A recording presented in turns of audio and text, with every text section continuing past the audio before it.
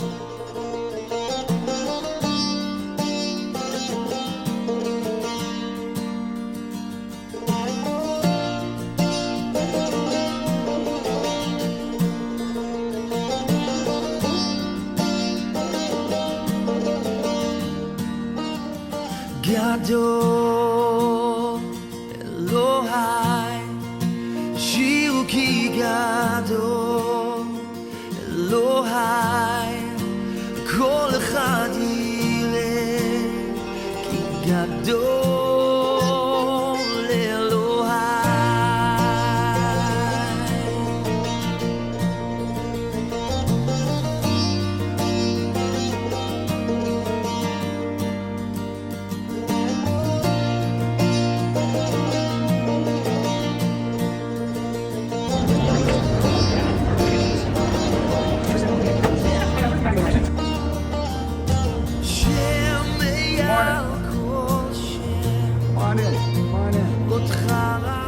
Welcome to our booth.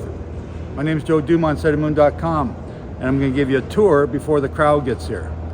So get ready. This has been blowing people's socks off. We're getting more comments about our booth from a lot of people. It's the only booth here that's telling people a message. Every other booth here is trying to sell a product, but we're telling you a message. So come on in, let's give you a quick tour so you know what we're doing. Good morning. So here we are. This is the back of our booth. What we're showing you here is the 7 millenniums of mankind, starting with the first millennium, the second, third, the fourth, the fifth, the sixth, and we're showing you that we are right here at the end of the 6th millennial day. This is where we are, and it's 2025 right now. We got 19 years to the 7th millennium, which begins right there. That's what Hebrews 3 and Hebrews 4 is talking about. Don't harden your hearts. Don't harden your heart so that God won't let you come into his rest. The rest is the Sabbath. If you're not keeping the Sabbath, you're not keeping the holy days, you're hardening your heart. That's what he's talking about. And to enter into a 7th millennium of rest, you've got to obey God. It's really that simple. A lot of people think they are, but then they make all these excuses not to obey. Don't harden your heart. Enter into his rest. It's less than 19 years away, and it's about to begin. Let me show you the other side, show you the proof of how we know this. We're not setting dates, but we are showing you just how close we are.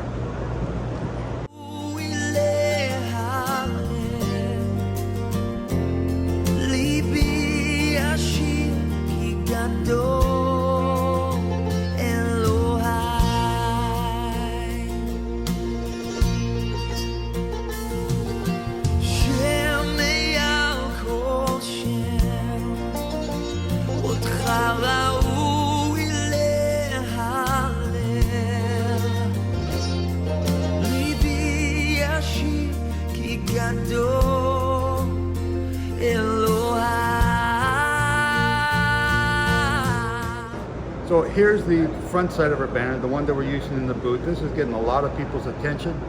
They're wondering what this means, what it's all about. And basically all we're doing is we're counting from the creation of Adam to 49 years for one Jubilee. Now some people believe it's 50 years. That's great. But then you have to go through and you have to line up all the evidence that we have. We have, what do we have? 68 proofs. Archaeological tombstones from the Dead Sea, 42 of them. References in the Bible and other artifacts, all showing you that there's a pattern of 49, 777 each and every time. Even Rambam in 1177 said the same thing. Last year was a sabbatical year, and the year before, by tradition, is the one they keep, which is exactly what this chart shows you. So even Rambam confirms what we're saying. When you count by 49, Genesis 6:3 says there's 120 of them. So 120 times 49 is 5,880. And when we get to the end, that's what you'll see, 5,880 years. And we are in the last Jubilee cycle now. So starting from Adam, we count 120 Jubilee cycles. And that's what these little numbers mean right here in between. So that's how we start. When we do that, we end up with the flood of Noah, 1656 after the creation of Adam. That's what this means on the right-hand side of the charts. On the left side, we have the Gregorian years that match. Now, it took a little bit of work to figure that out. So what I would like you to do, go and get the, remembering the sabbatical year of 2016, go to SetTheMoon.com to get it, and it will answer every question you have about the sabbatical and Jubilee years. And it'll help you to be able to figure it out. Every question.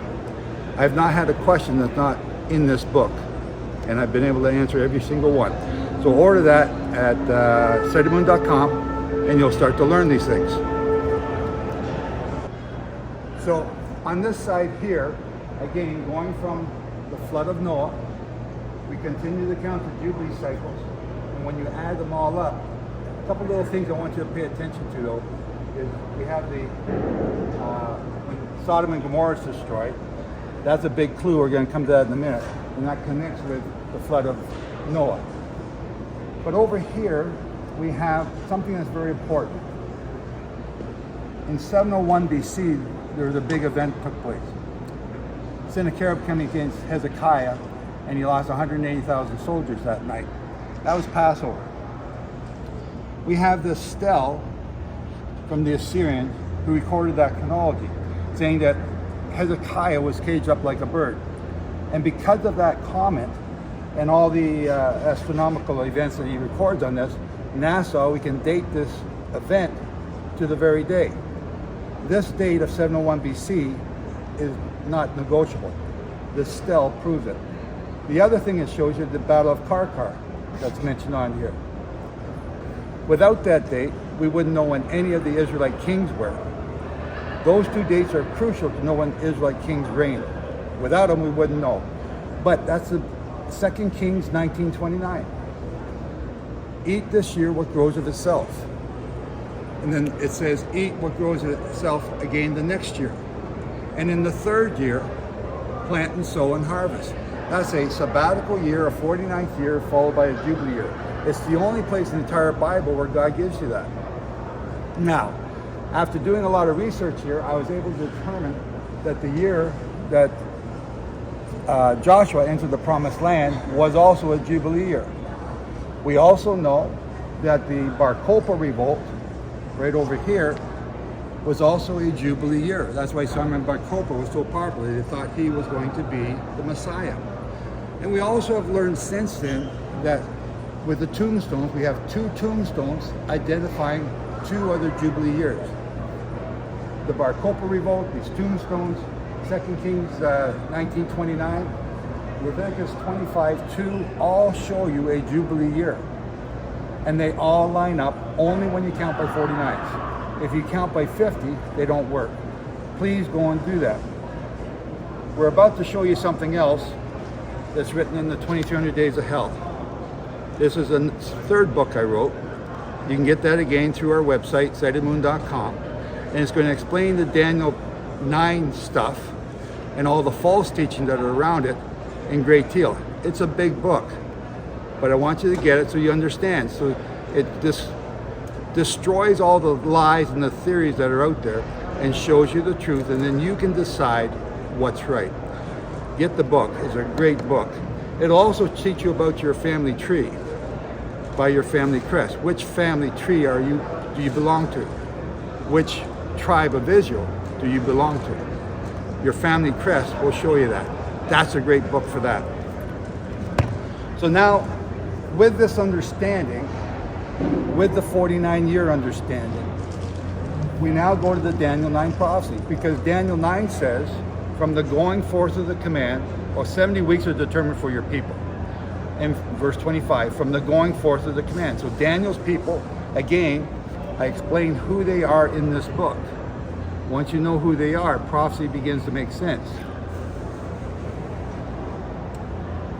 This verse 25 says, from the going forth of the command. Now everyone thinks that's Xerxes, Cyrus, or I can't say his name. The guy that starts with an A. Ahasuerus. I'll put it in the notes there for you. But it's not. It was a time when God, Jehovah, spoke to Moses and told him 7 times in Exodus 3 and 4 to go and get my people. That was here. We've done the chronology from Genesis up to here. So sometime in this period was the burning bush incident. That's when God told him to go. Now, you may disagree, and I disagreed with it at first when I discovered it. But then the next verse says, from the going forth of the command, 7 weeks. Now, most people take those weeks and make that the last 7 weeks of the tribulation, but that's not what it says. It says 7 weeks and 62 weeks until Messiah the Prince. So 7 weeks begins right here. We start counting. That word weeks is Shabuah, and it means like Shavuot. So we start counting 49s. Let's see if this works out. 1, 2, 3, 4, 5, 6, 7. And after 7 Shabuah, 7 49s, is Messiah the Prince. That's King David when he's anointed by Samuel in the light purple there. When he's anointed by all of Judah in 1010 BC. and when he's anointed by Israel in 1003 BC. That's King David, Messiah the Prince. And it even calls him that in Ezekiel. I forgot the verse, but it's in Ezekiel. So you want to get this book to learn about that. That's what we're going to explain, the Daniel 9 prophecy in this book. So now the second part of that verse says, and 62 weeks. So we've got 7, now we're going to count 62. And on our banner and in our charts, you can get these charts, again, at Amazon or through SetTheMoon.com. You need them. We have everything here that you see on the thing with notes below it. They got notes below it explaining what the colors mean, what they're all identifying. Order that. That's priceless. That's really, ladies and gentlemen, that's worth $50. We're giving them away here at the booth for $20, and people want us to give them away for nothing. But when you do that for nothing, that just cheapens it. This is really quite valuable. So now we're going to count the second part, the 62 weeks part. So 62 plus 7, and we go all the way down each Jubilee cycle, counting in the middle, all the way down. So this is the 1, 2, 3, 4th millennial day, the 5th millennial day with the orange, the 6th millennial day here in the yellow, and it's going all the way down, and we end up here, 69, in 69th week, the 69th Jubilee cycle, the 69th 49-year period, brings you to 1996.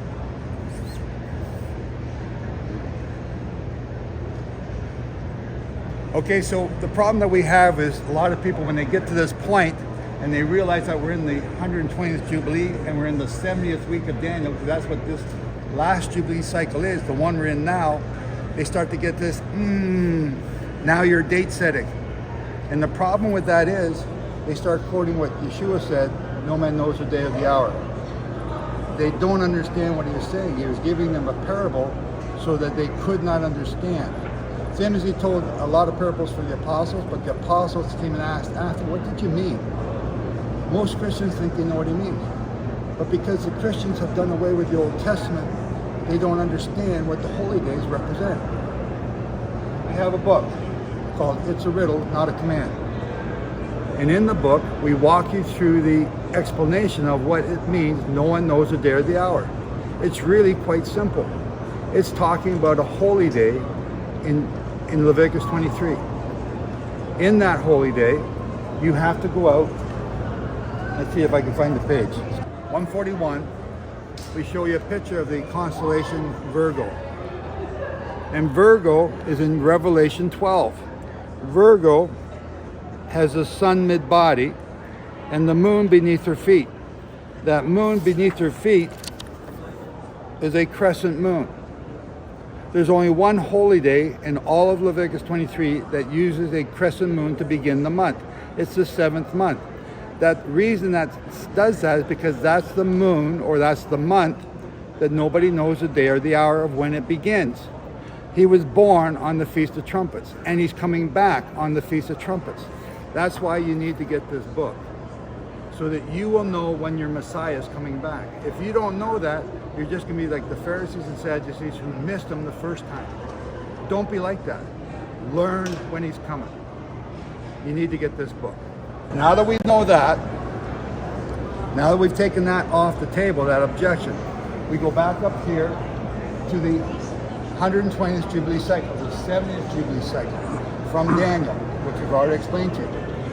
And it says in Daniel that in the midst of the week, in the midst of this Jubilee Cycle, something was going to happen. That's 2020. In the middle of that Jubilee Cycle, COVID happened. And every church, every synagogue, every mosque, every temple, every atheist in the world was locked down. I remember that, most of you remember that. It's not about the jab, it's not about the vaccine, it's not that. Don't get sidelined with that stuff. It's about the whole world going into lockdown. And the important thing is, Prime Minister Netanyahu locked down Israel on March 25th, 2020. What happened? That meant that all the quorums where you need 10 men to pray could not collect together. They could not go to synagogue. And it says in Daniel 9, in the midst of the week, he shall cause sacrifice and offering to cease. So the sacrifice and offering is the bullets of your lip, the prayers that come out of your mouth. Hosea 14:2. Go and read it. Hosea 14:2, the prayers and bullets of your lips. So that stopped on March 25th, 2023. Why is that important? Because when we go to Daniel 12, and it's talking about the 1290 days, it says from the time that the daily was taken away, 1,290 days later, the abomination would be set up. Where'd that happen? I was in Israel. I was looking for the abomination because I understood this. And I wanted to find that abomination because nobody else was looking for it. I was fortunate, I was blessed by God to be looking in the wrong place. Because had I found it in the right place, I might have been killed. Because now, turn around here and take a look at our banner. 1,290 days later, the abomination was set up.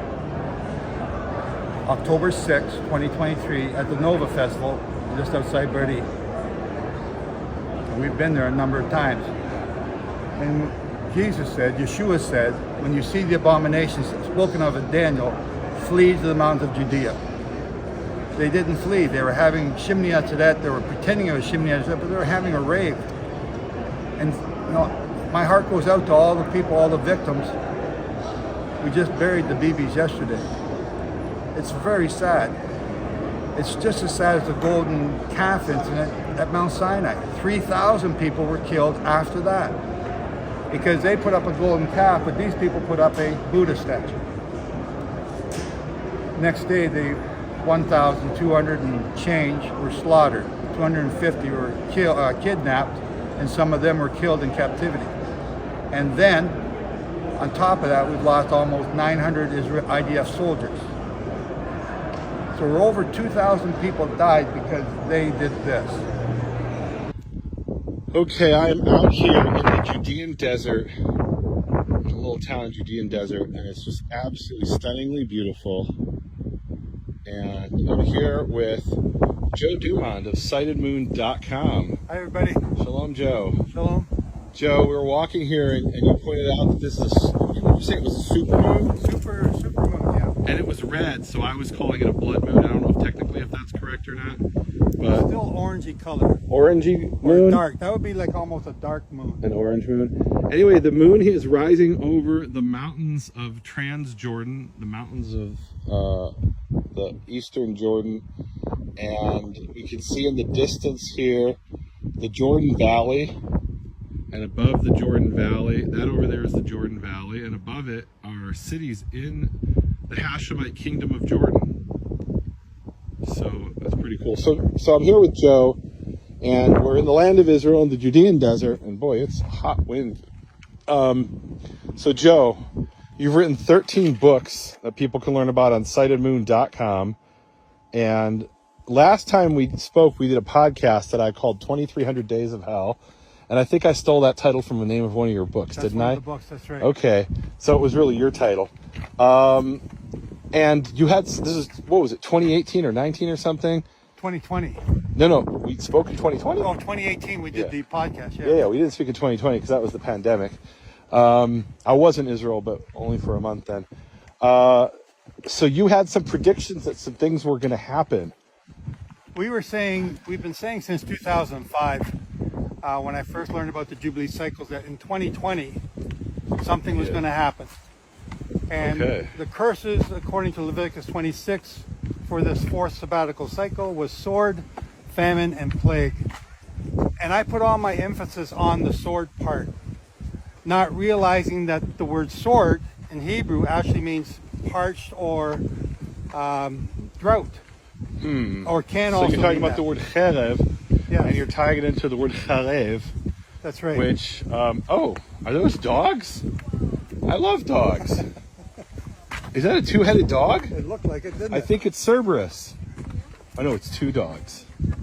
Oh, they're so guys. cute. Oh, I don't know that you should do that. We don't know if those are friendly dogs or not. Oh, we'll find out in a Guess minute. we're about to find out if Yeah, they're look, friendly. oh, hi guys. Hello, little babies. They're so cute. All right. So, and there's my sister and my wife walking my sister's dog, Alpha.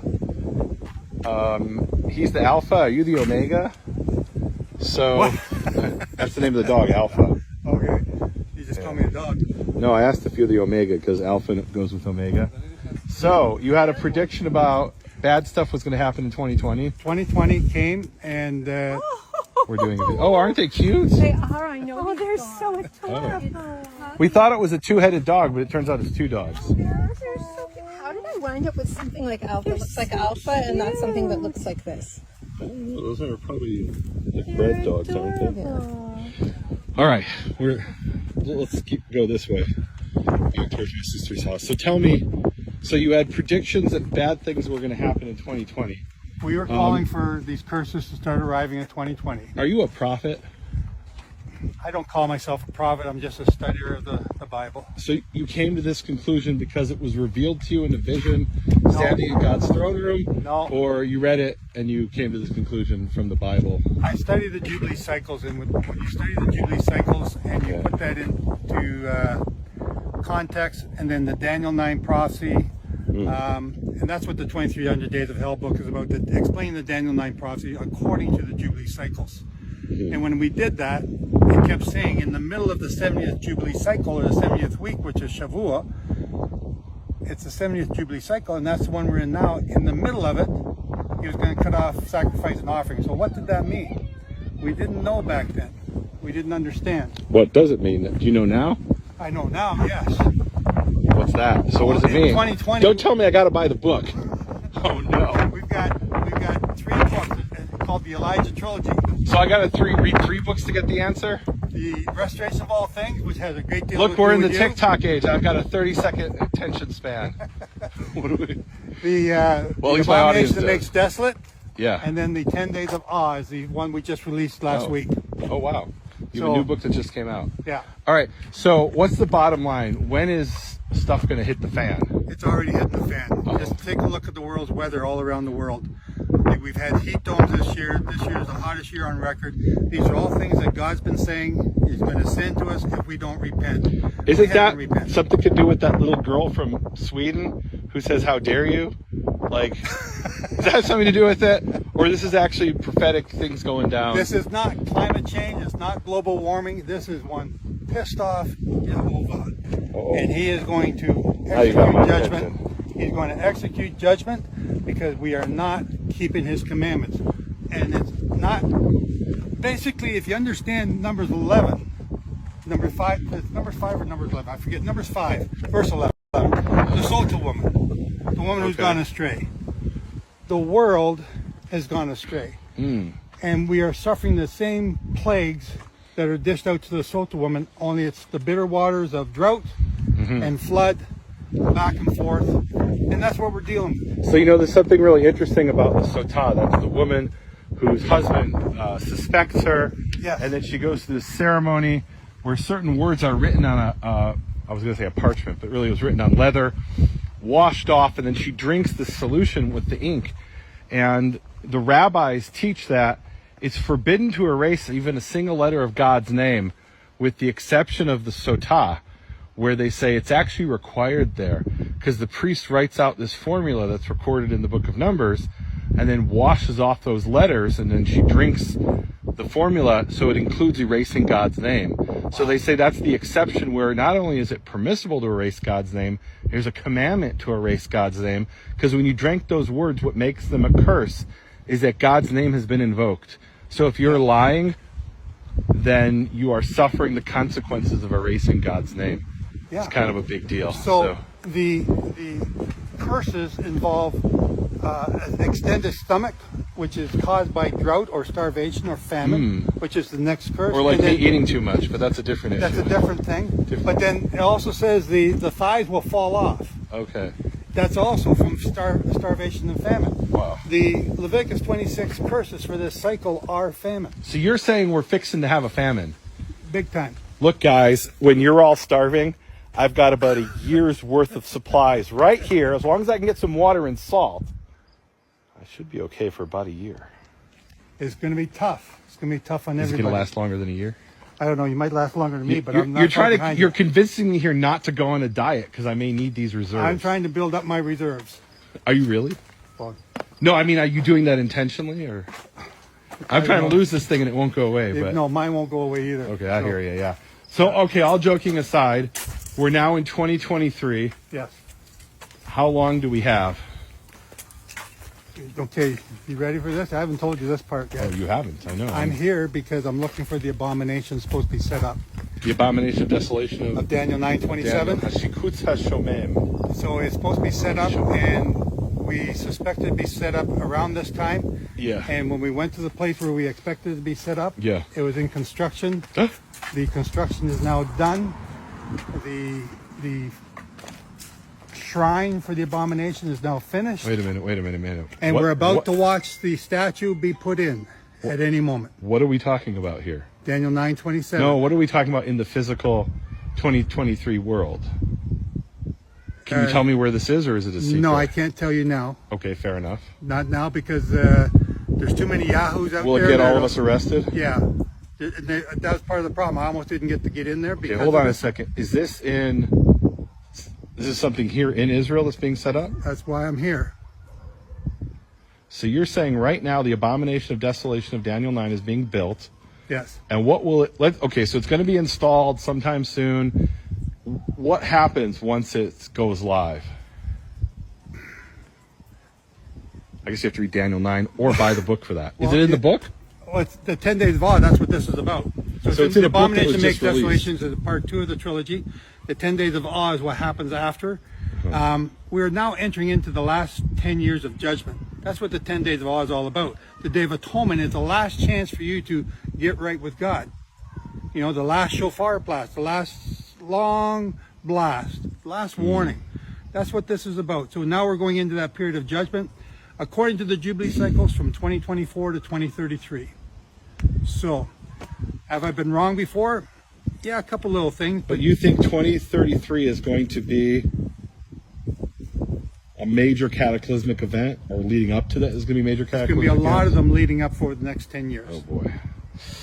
Well, guys, you heard it here for the first time. You didn't know I was going to tell you that. I definitely did I not didn't know you were going to interview me either.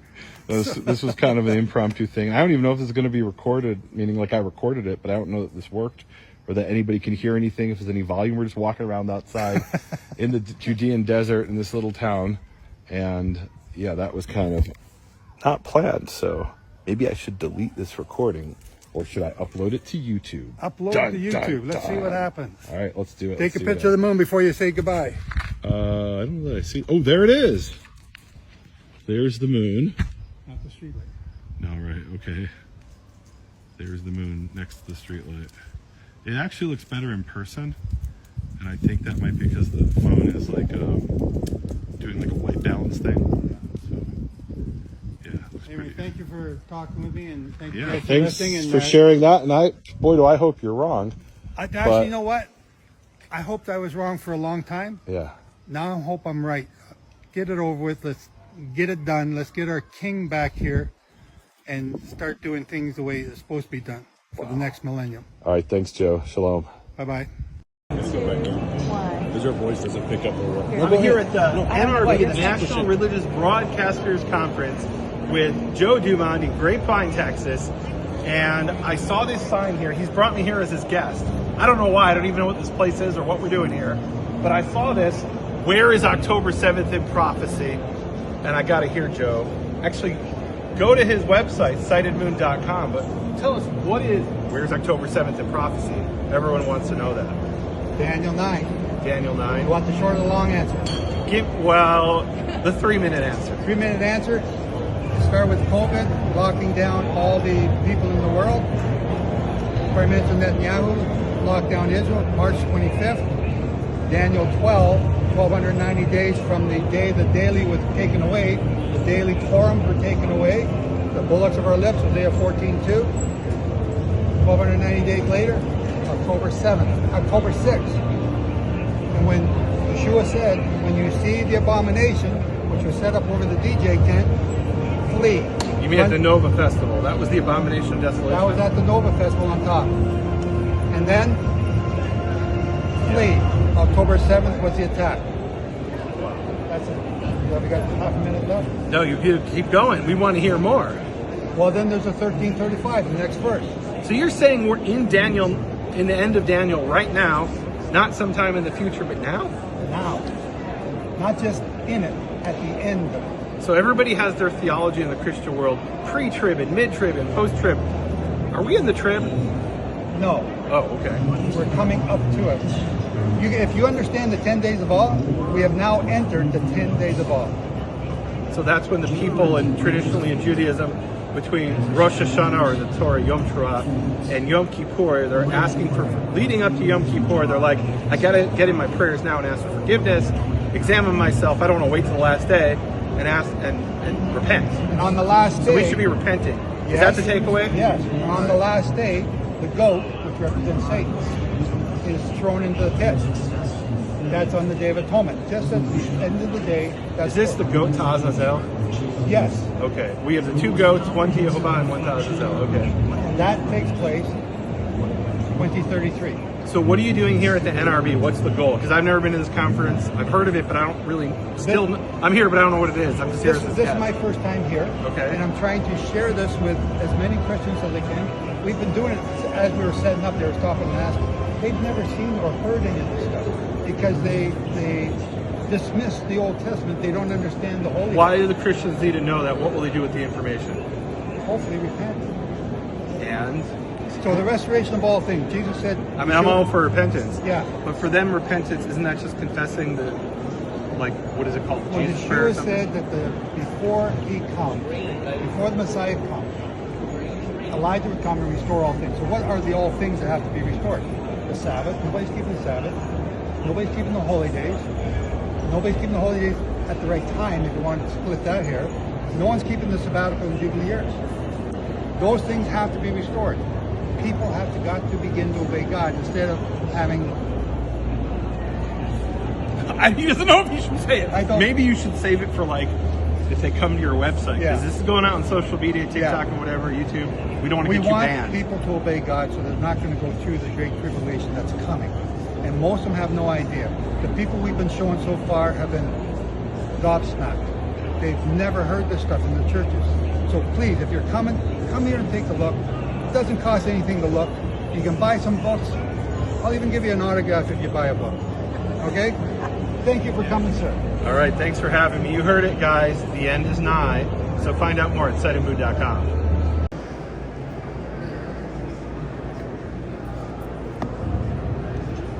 We explained that. We wrote about this in December 22, 23. It's called The Abomination That Makes Desolate. And then after all these events, I came back and updated the book with the epilogue. This tells you everything I just explained in detail, plus a lot more. So you can order this book through our site at siteandmood.com. You can get a PDF or you can get it at Amazon. You need to get this book. You need to understand what just took place here. Okay? The abomination of desolation has been set up. So then after that, the next verse in Daniel 12 says, 1,300, happy are those that reach the 1,335 day mark. That just happened to be November 21st, counting from March 25th when Netanyahu locked down Israel. 1,335 days later brings you to November 21st when the agreement with Israel and Hamas was signed and we got the first 80 hostages out over the next couple of weeks. It's all coming together and it makes this understanding important. But there's more to this yet. Come on over to my next chart. So this is the 120th Jubilee, again, the 70th week of Daniel, 70th Shabu of Daniel. And we've now shown you what the middle means. But there's more. There's more to that. We have blue here, blue there, blue in 2033, all this in blue. What's that all mean? If 2020, we're in 2025 right now. When we're recording this, 2025, you got 19 years to the end. That's when the 7th millennium begins in 2045. So we're going to do a little trick here. I'm going to show you a year for a day in prophecy, and we're going to make Shemini Atzeret the year 2045. And then the 7 days of the Feast of Tabernacles is this place. So let's go to a bigger picture so you can see it. Come on over here to our other shot. So we made 2045 the Jubilee year and the 8th day. Now, the 7 days of the Feast of Tabernacles brings you to 2035, down to 2038, but then 5 days before that is 2033, and then 10 days before that would be 10 years of 2024. Again, we're in 2025. Now, Luke 17 says, as it was in the days of Noah, as it was in the days of Lot, so shall it be in the last days. So what does that mean? Here's the days of Noah, which we showed you on the big banner. Here's the days of Sodom and Gomorrah, which again we showed you in the big banner. Remember I told you, watch these things, something's coming up. They were married, they ate, and they drank. Same thing many of you do. Most of you are married, most of you ate or drank today. Are you bad people for doing that? That's not what this is talking about. Yeshua is giving you a message. Look to these patterns in the Jubilee cycles and compare them one to another. So when we compare this one to ours, we have an exact match. This is a judgment taking place at this time on Sodom and Gomorrah. And there's a judgment, the 10 days of awe, which this represents, is a judgment. And that judgment is to conclude in 2033. Can that be right? Can we really know that? Because remember, he said, no man knows the day or the hour. Remember our book. He tells you, you can know. Stop being ignorant. Stop putting your head in the sand. You can know. Get the book. So, as it was in the days of Noah, though, the 4th year is 1 year off. What's going on here? Well, this is Passover, the second Passover. This one was the first Passover, or again a Passover. But if you compare them, in between this Passover of that 4th year and this Passover of the 3rd year is the Day of Atonement right in the middle. So there's a pattern. Now, what Luke didn't say was that the 7 years of plenty and the 7 years of famine in Joseph's time was also a match. But I discovered that, but I can't use that as one of my proofs. I'm just showing you here, there's a pattern developing of judgment coming to a conclusion in the 3rd year of the 6th sabbatical cycle. We are now in the period of judgment, the final judgment before our Messiah comes. Our Messiah is coming back on the same day he was born. He was born on September 11th, 3 BC. That's what that book is going to show you. It'll prove it in spades. That also is going to show you that he's coming back on the same day on the Feast of Trumpets. Now everybody wants to know when the rapture is. They want to know when the rapture is. When is the rapture? The mystery of the Jewish rapture, not John Darby in 1830. It's the mystery of the Jewish rapture because that was written in the book of Leviticus. It's really not Jewish. It's the mystery of Jehovah's rapture. The resurrection of the saints takes place on a specific day. And again, we explain that in this book too. When Jesus came out of the grave, Matthew 27, verses 50 to 53, the saints, when he died on Wednesday, the saints were raised up and marked the graves. He was dead for 3 days and 3 nights, came out at the end of the Sabbath.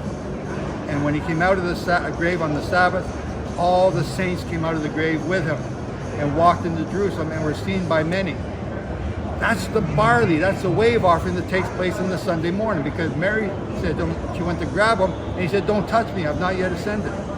Because he's the barley offering, the first fruits offering. That's why we look for barley every year. It's so important to understand that. What's the next wave offering? Pentecost. You are the wheat. The wheat is going to be raised up on Pentecost as 2 loaves. And you got leaven in it. It means you're not exactly perfect. And when they're raised up, they're going to meet him in the sky.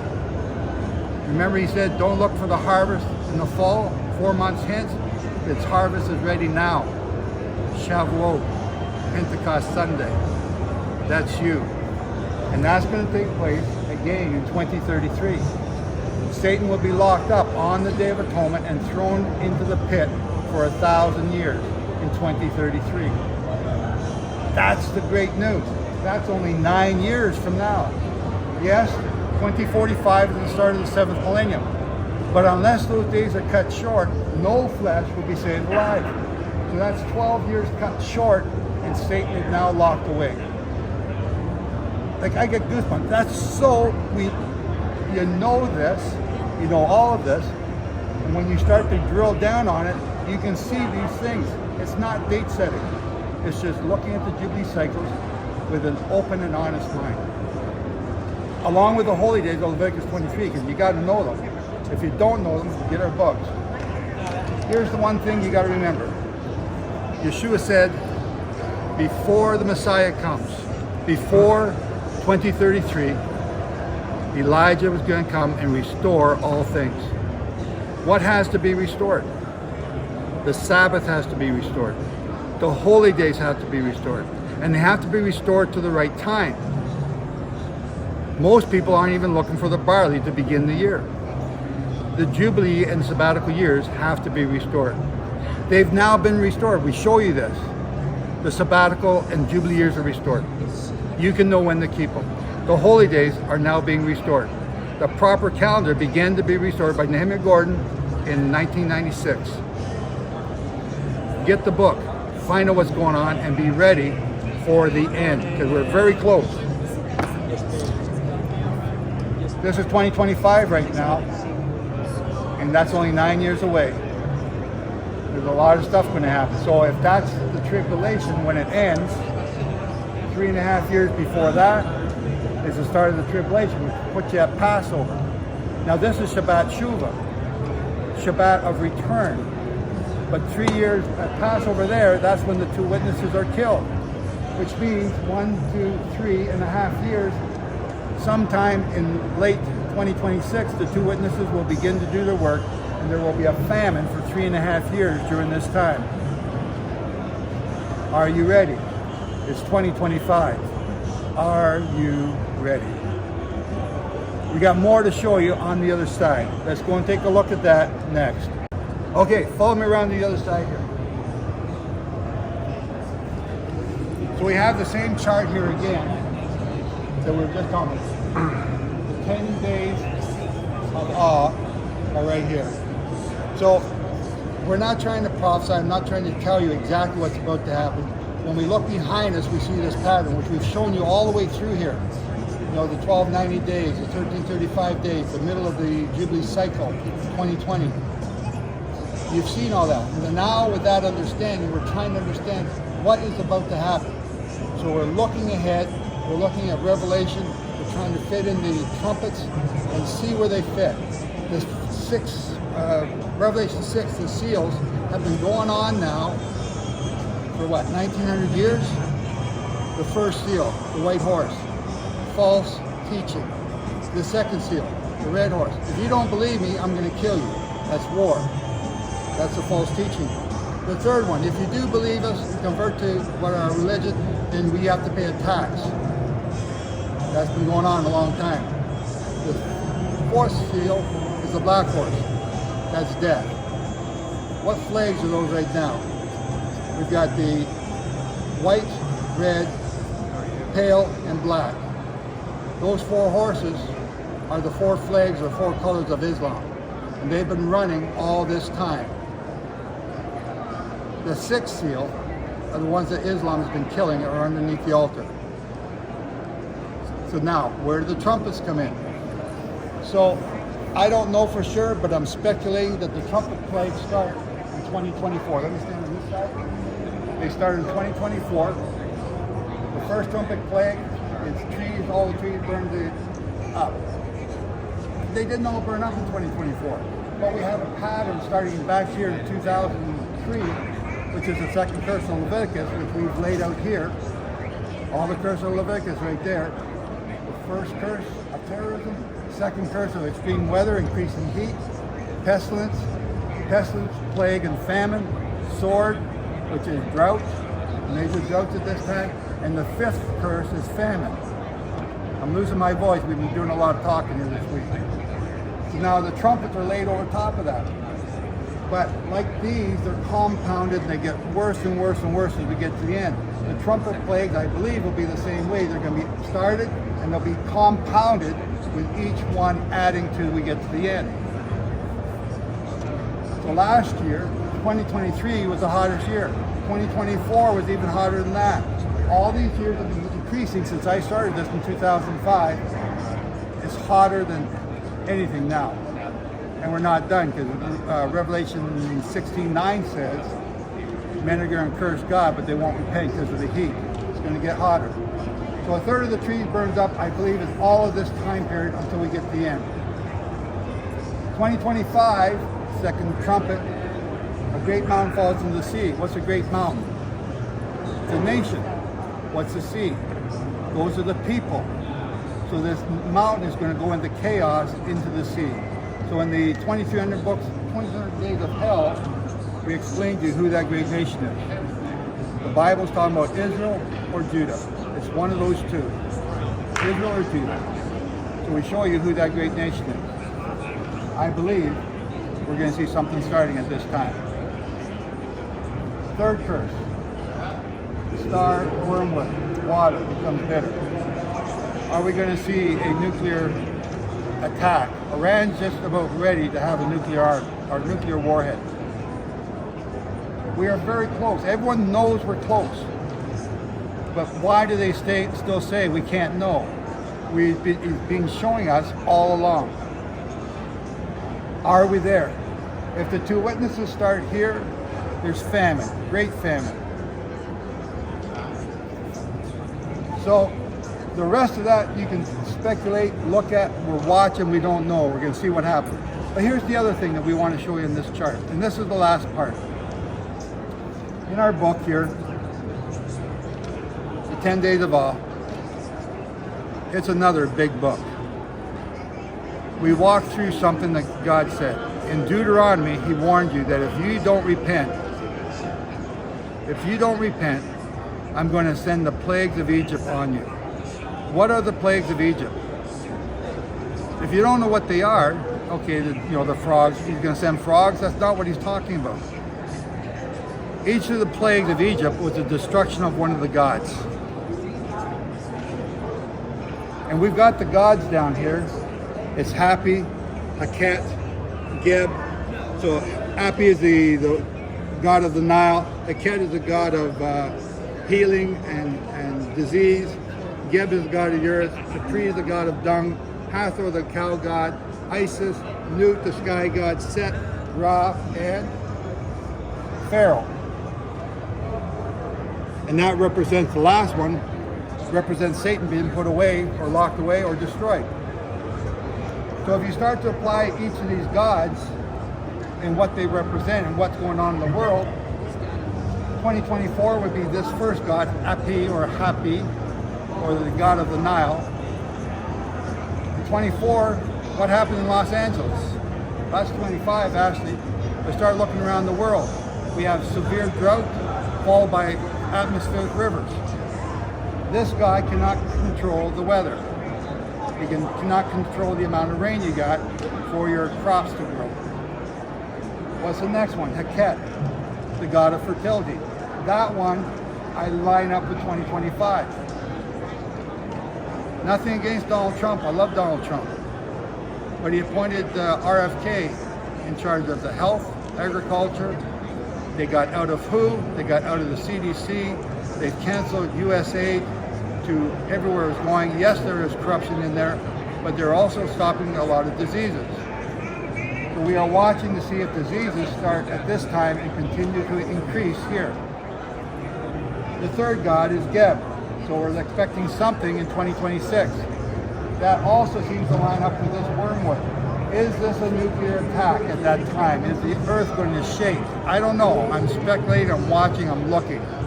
Is this a major earthquake? Again, I don't know. But we're watching and we're learning, we're studying, we're seeing what is God doing. You're to be a watchman. That means you watch. You're not to go out there and try and predict everything. Be a watchman, watch. And when it happens, tell people what's going on so that they know to get ready. The 10 days of awe are the 10 days of repentance. So that when you get to the end, when Satan's locked away on the Day of Atonement, your name may be found in the book of life. And the common expression during these 10 days of awe is, may your name be found in the book of life. That's what you want. You want to be in the kingdom. And that's only going to happen at the end of the Great Tribulation. So 3.5 years before that is the start of the tribulation when the 2 witnesses were killed. 3.5 years before that is the start of the 2 witnesses with no rain anywhere on the earth. And we're here in 2025. If you disagree with me, awesome, great. Come up with your own theory using the scriptures, but know this. In 2045, the 7th millennium begins. And all of this information has got to be concluded by that time. So, I'm Joe Dumont. This is our booth at the NRB here in Texas, Grapevine, Texas. We've had a lot of people come by and they're looking at our booth and they're just amazed. We've been crowded a lot. I'll show you some pictures. It's been crowded almost all the time. All of us are exhausted. My voice is gone. Why are they coming here? Everyone else here is trying to sell something. Sell you a product, sell you a service, sell you some books, some stuff. Yes, we're selling books, but we're trying to teach you something as well. This is so different. And everyone comes by and says, I've never heard any of this stuff before in my church. Nobody's ever spoken like this to me before. This is amazing. This is what we should be doing. Teaching people instead of selling them stuff. So that's what we're doing here. And I'm honored to be in this booth, and I'm honored to have this team that came together here. Again, I didn't pick the team, God did. So we're gonna have them speak to you and tell you about their experience. So I'll splice that in here in a few minutes. So this booth, again, I'm gonna be honest with you, this booth, by the time we're done, is gonna cost me over $50,000. Is that worth it to win some people over? Yes. And we have a number of people over. They're excited, they're interested, they want to learn. They're crying when they leave the booth because they've never heard this stuff before. We need your help. We want to do this again in Nashville next year. But I'm also got an appointment in the Philippines to teach it there. And I got another appointment possibly in another country. We're waiting to see if that comes true. All these things take money. All these things take your support. And I need it. We're doing the best we can here. We know we're out of time. Those 10 virgins are going to be woke up, and we're trying to do that here. We're learning what works, what doesn't work. We're learning. We'll be ready for the next one, I hope even better. But the 10 virgins are going to wake up. 4 of them, or 5 of them, are going to want to know where to get that oil. They got to open up their Bible, read it. They got to start obeying. So, we missed the thing. The other 5 are ready. Which one are you? Which one are you?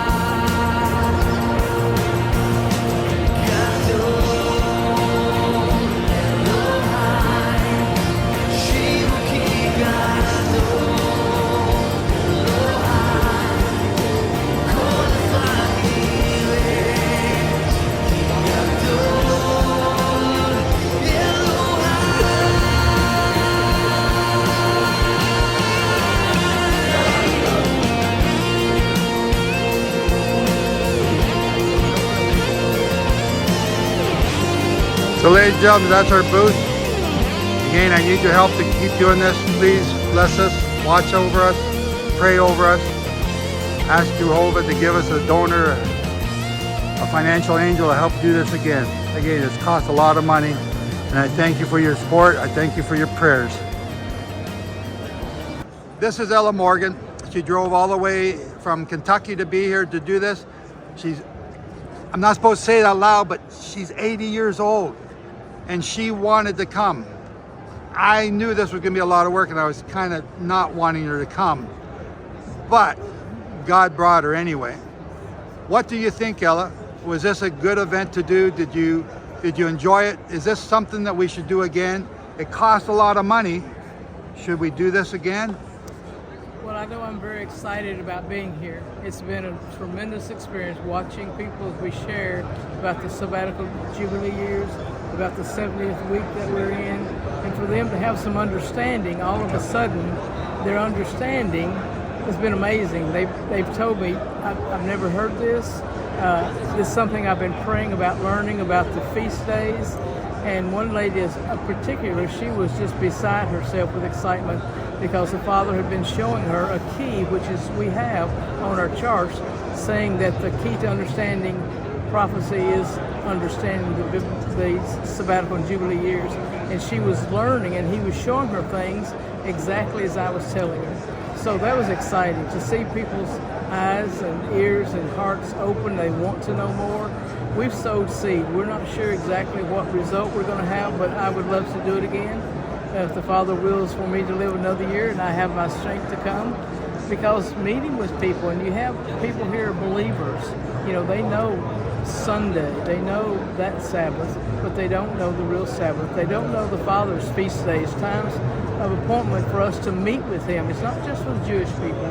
So we're sharing where we are in the end times, and they're kind of amazed, and they're just, and it's exciting for us to take that into my heart, to see that maybe something that we say and do and show will bring them to a better understanding and a desire to know Scripture. Have you got a special moment that took place or a special event or thing that happened to you while you're here? Well, the one lady in particular that was saying she had been praying and Father had given her a vision of a key, just like the one that we have on our chart. Let's go and show them the key that they know what you're talking about. Well, this key on the chart, when we say the key to understanding, unlocking end-time prophecy is understanding the sabbatical and Jubilee years that Brother Joe has proven through tombstones, through the Scripture, through knowing when things were going to happen. He highlighted, his book was published in 2005. He highlighted 2020. 2020 was COVID. He didn't know what, but 2020 was COVID. So from that date, we began to count according to Daniel, 1,290 days, which brings us to October 7th. Go to that side? Yeah. Okay. We'll go over here. So where is October 7th? Speak up. October 7th was the 1,290 days from COVID.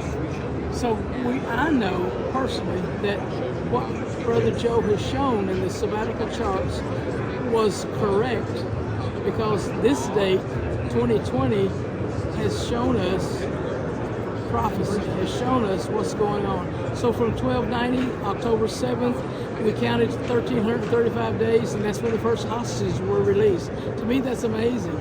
You know, it's not just something he picked out of the blue and highlighted. It's something that he proved through Daniel, saying the middle of the 70th week, and that's where we are today. Between now, if this 6th millennium ends in 2045, between now and 2025 and 2045, we have lots of things to happen. Judgment is coming. We've got all the bowls, the trumpets, and the seals. They're all to be exposed. We've got the 2 witnesses to come in 2026. So we're in exciting times, and I tell people that are here, the reason we are here is to wake people up, to encourage you to understand we are in the end time. How are you going to be prepared? How are you going to get into the 7th millennium? But my personal take is we're going to die of heart attack, because that's what the Scripture says.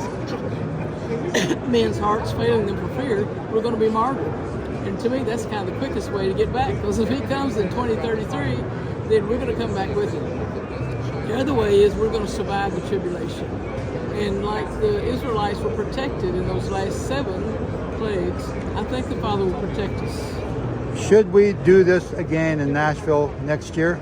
I believe so. I would love to. If I'm not able to, I hope the team can. I hope somebody inside of me will step up and believe that what you're doing here is sowing seed for the kingdom. It's an exciting time. I mean, it's you feel an activity here. Everybody's excited about what they've got to sell, what they're promoting. But we had one fellow stop by, and he says that this is the most important booth in this NRB. What we have done, these charts are amazing. Everybody wants to stop by and look at them. They try to read. They're not going to understand unless we explain it. We invite them in to come and you want to take a tour and let us tell you exactly where we are. Thank you very much, Brother Joe. It's been an honor. Thank you very much. Thank you, Ella. Honored to have you here. I'm glad you come. Yeah, I am too. How great is our God? Sing with me, how great is our God? And all will see how great is our God.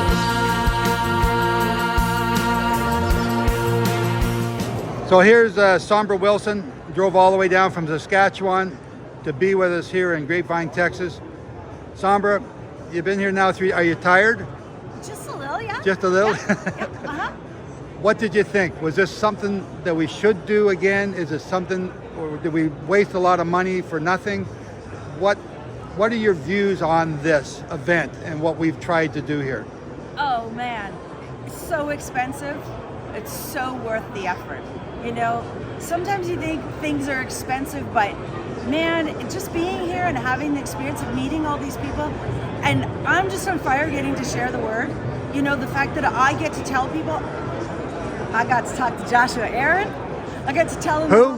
I got to talk to Joshua Aaron. Who's Joshua Aaron? Joshua Aaron's a messianic singer, and he sings on YouTube, and he talked to me. So just so you know, he went by, I called him, I was going to teach him, and Sombra jumped right in front of me. He said, come on, let me show you this. It's like I got to talk to a rock star. It was the greatest thing. What? Oh, and Nehemiah Gordon was here, and Linnell Gordon was here, and I got to go to a workshop with Linnell. Just, you know, the idea of just schmoozing with people and getting to know people, getting to spend time, getting to learn. Let's call it the industry of sharing the gospel. I mean, we don't like saying it's the industry of sharing the gospel, but it is. It's an industry. It takes money to share the gospel. It does not, the word of God does not cost anything, but it takes money to take it around the world. And so, yes, we spent some money, and yes, we need more money, but that's okay. The Lord will provide wherever it is that we're supposed to go, whatever it is we're supposed to share. But, you know, we've spent the money now, so yes, let's do it again. Because we don't want to spend the money on all of this and then just never use it again. But we're making plans to maybe be going to Uganda. And so we'll be taking all this to Uganda. We'll be sharing it at a big conference of 5,000 people in Kampala. And we're going to the Philippines. I'm not going to the Philippines. Joe's going to the Philippines. He doesn't want to take me. But anyhow. So but all this stuff, you know, we've already built it all. So now that we have the infrastructure, yes, we should just keep on going. We should just do it again. What was your best moment here? My best moment. My best moment was walking around with these things. I'm learning. I'm a homeschooling mom. What do I know about being a promoter or anything like that, or being a minister? I don't know anything of that. But I was going around, and one lady said, oh, do you have business cards? So I ran back to the booth and I got some bookmarks, and I took them to her. And then I was walking around and I just had these things in my hand. And a lady asked me, she says, what is that? And I'm standing in her booth, and there's rules here. You're not supposed to take your message into somebody else's booth. But she asked me specifically, what is this? And I got to tell her the message in her space, and she was so excited about what I shared. And is that my best moment? I don't know. I feel completely on fire. I feel like I'm like Joe calls me the little Energizer bunny, and I'm on fire. I am so thankful to be used of Yehovah, to be used to be telling people about His word and His testimony, and to be warning people to be getting oil in their lamps. Because if you show up at the end times, and yes, we're all the bride. Of course, we're all the bride. We're all waiting for a Messiah. But we've got to be the 10 wise virgins. We can't be we've got to be the 5 wise virgins, not the 5 foolish virgins. We've got to have the oil in our lamp, because we don't want the Lord to say, away from me, I know you not.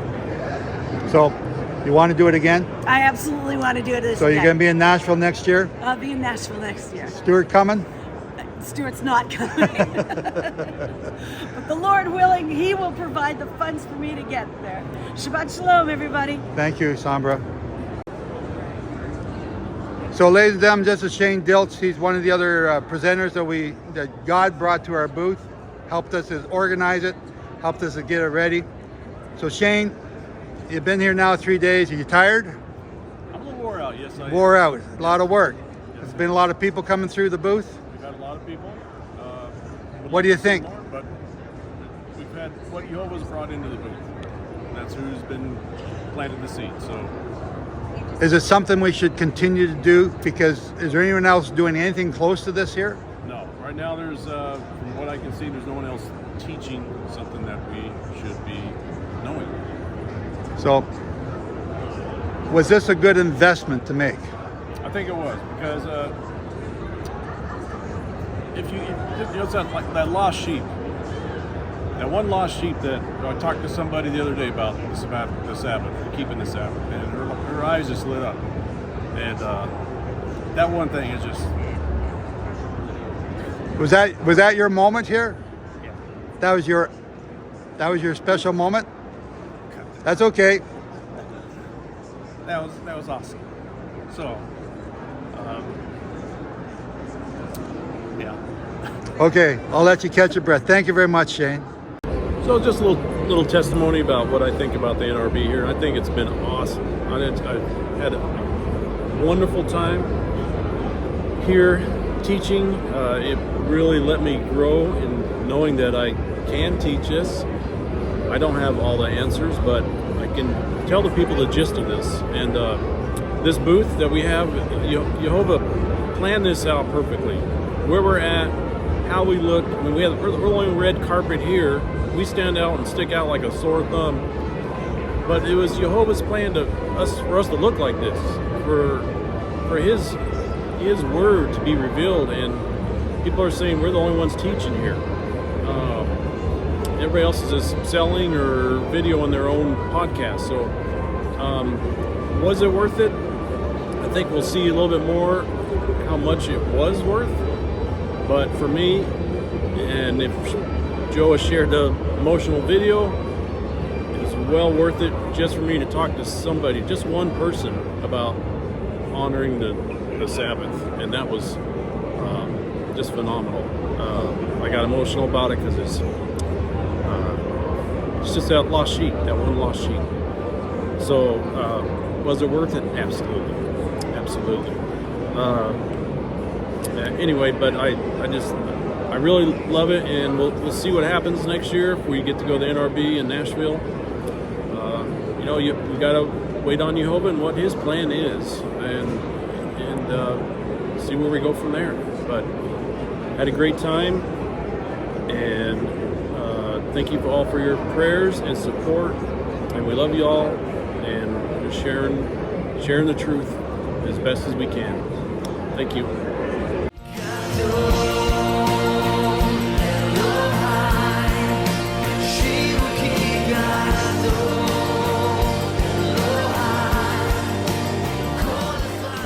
Ladies and gentlemen, we just come back from seeing the red heifers in Shiloh, Israel.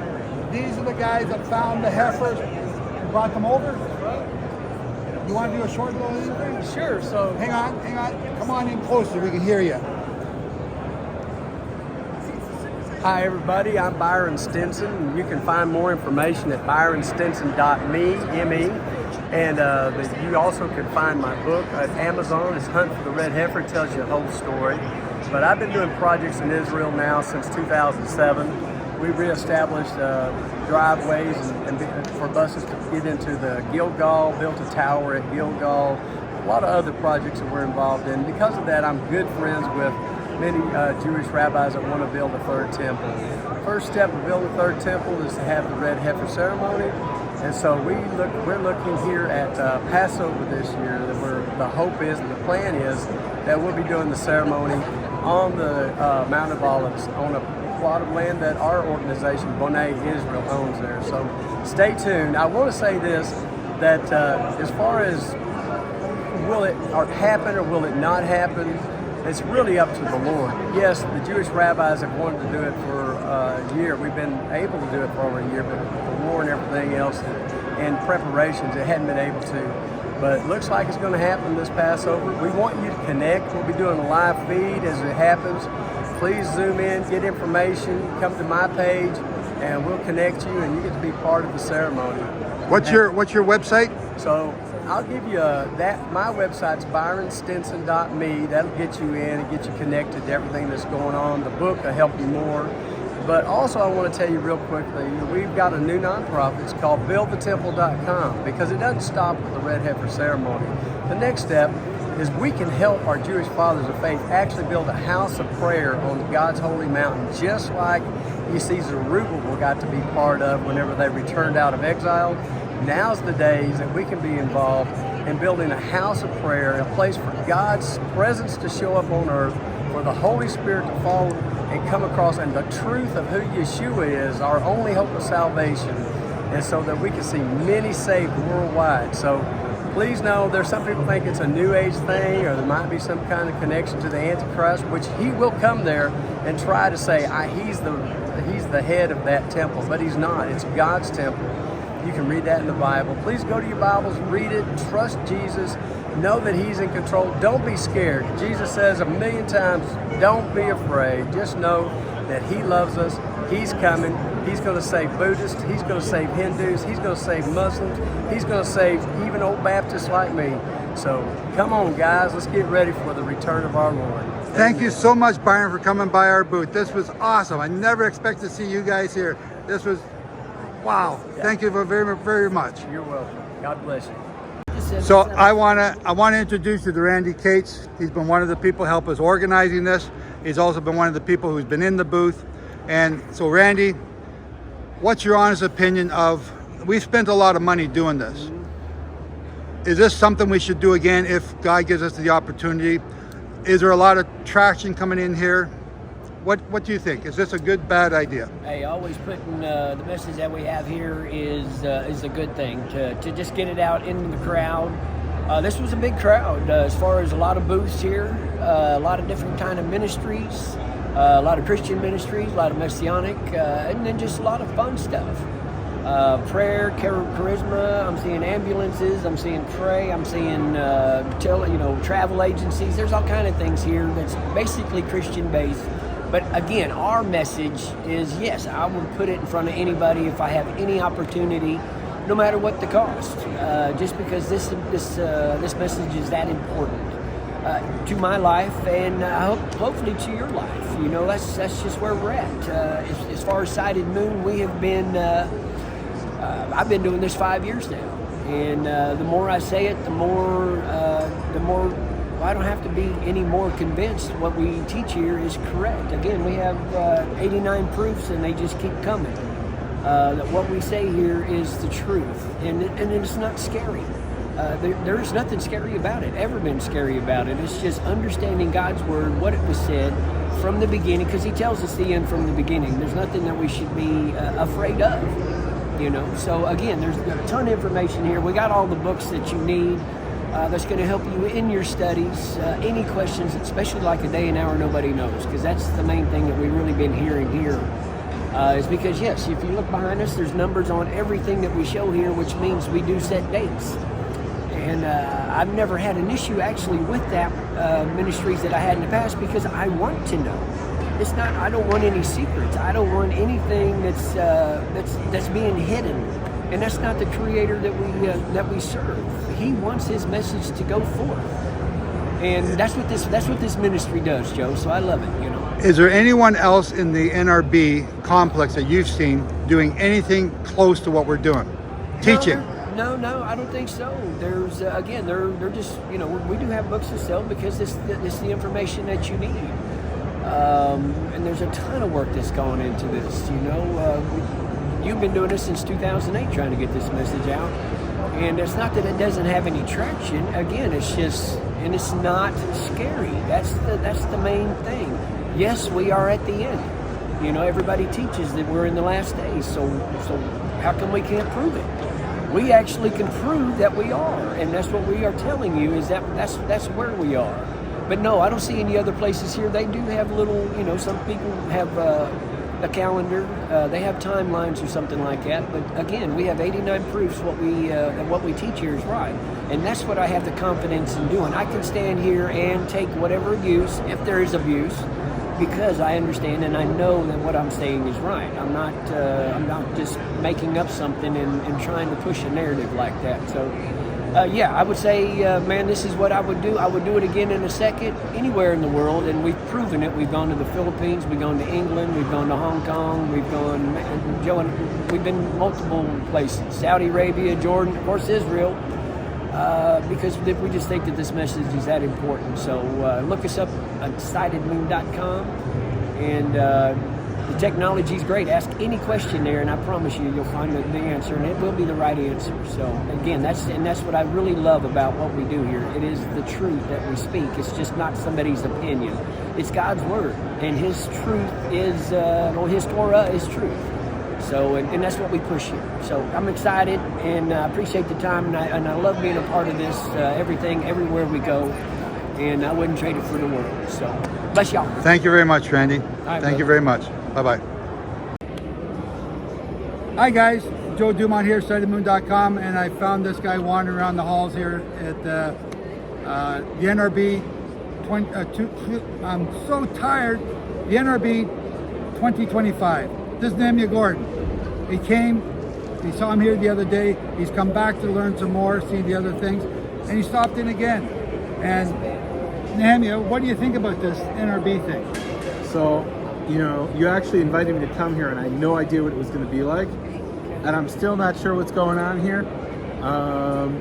So you have everything from like different Christian television stations to like there's an Israeli ambulance here to like there's a company that helps like churches with their websites so they don't get hacked, right? So it's quite a I'm not, yeah. So it's like if you asked me before I came here what this was, from the name I'd be like, well, that's where all the televangelists go, right? And I'm still not exactly sure what it is. I know your booth here is unique. Nobody has anything even like this. You actually have a booth where you're not selling stuff, where you're teaching. And that's kind of unusual from everything else I've seen. And that's a comment we're getting from a lot of people here, that everyone else is trying to sell something or some service or something. So this is sort of like a Kmart where you come and buy everything, but in the middle of it, you know, I didn't know, I set up a booth to teach people. And everyone says they're so amazed. We got people coming in here and they're leaving with tears in their eyes because they realize they've learned something they never knew. And I'm excited about that. We have, you know, Shane over here. He just taught somebody about the Sabbath. And that was his epiphany moment. He cried when that happened. Wow. Never expected that. We came here to teach him about the Jubilee Cycles and when they are and how that's related to prophecy. And you know, the other day you made a video about that October 7th. A lot of people here don't know about October 7th. And that's shocking. That really shocked me. You told me people said to you like, oh, I might have heard something about October 7th in the news. That's like in 1940s not knowing what like Pearl Harbor was. Pearl Harbor, yeah, that was something maybe like in Hawaii or something. Something might have happened there. It's stunning, but they're learning. We're getting their names, and we're hopefully going to be able to teach them.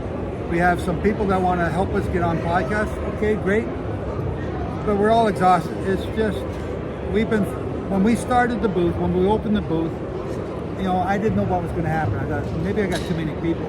I thought I was going to do this 7 years ago by myself. Oh wow. We've got 8 people in the booth. They're flat out. When they go back to the room, they jump in the bed, they just pass out. It's unbelievable. And we're almost time to wrap up. And people are starting to take down, and we still got people coming in the booth. It's just amazing. Even as we're talking, we got a guy looking at our stuff. So like, it's unbelievable. So I'm going to try and do this again next year in Nashville, I think. Oh, really? So it's in Nashville next year.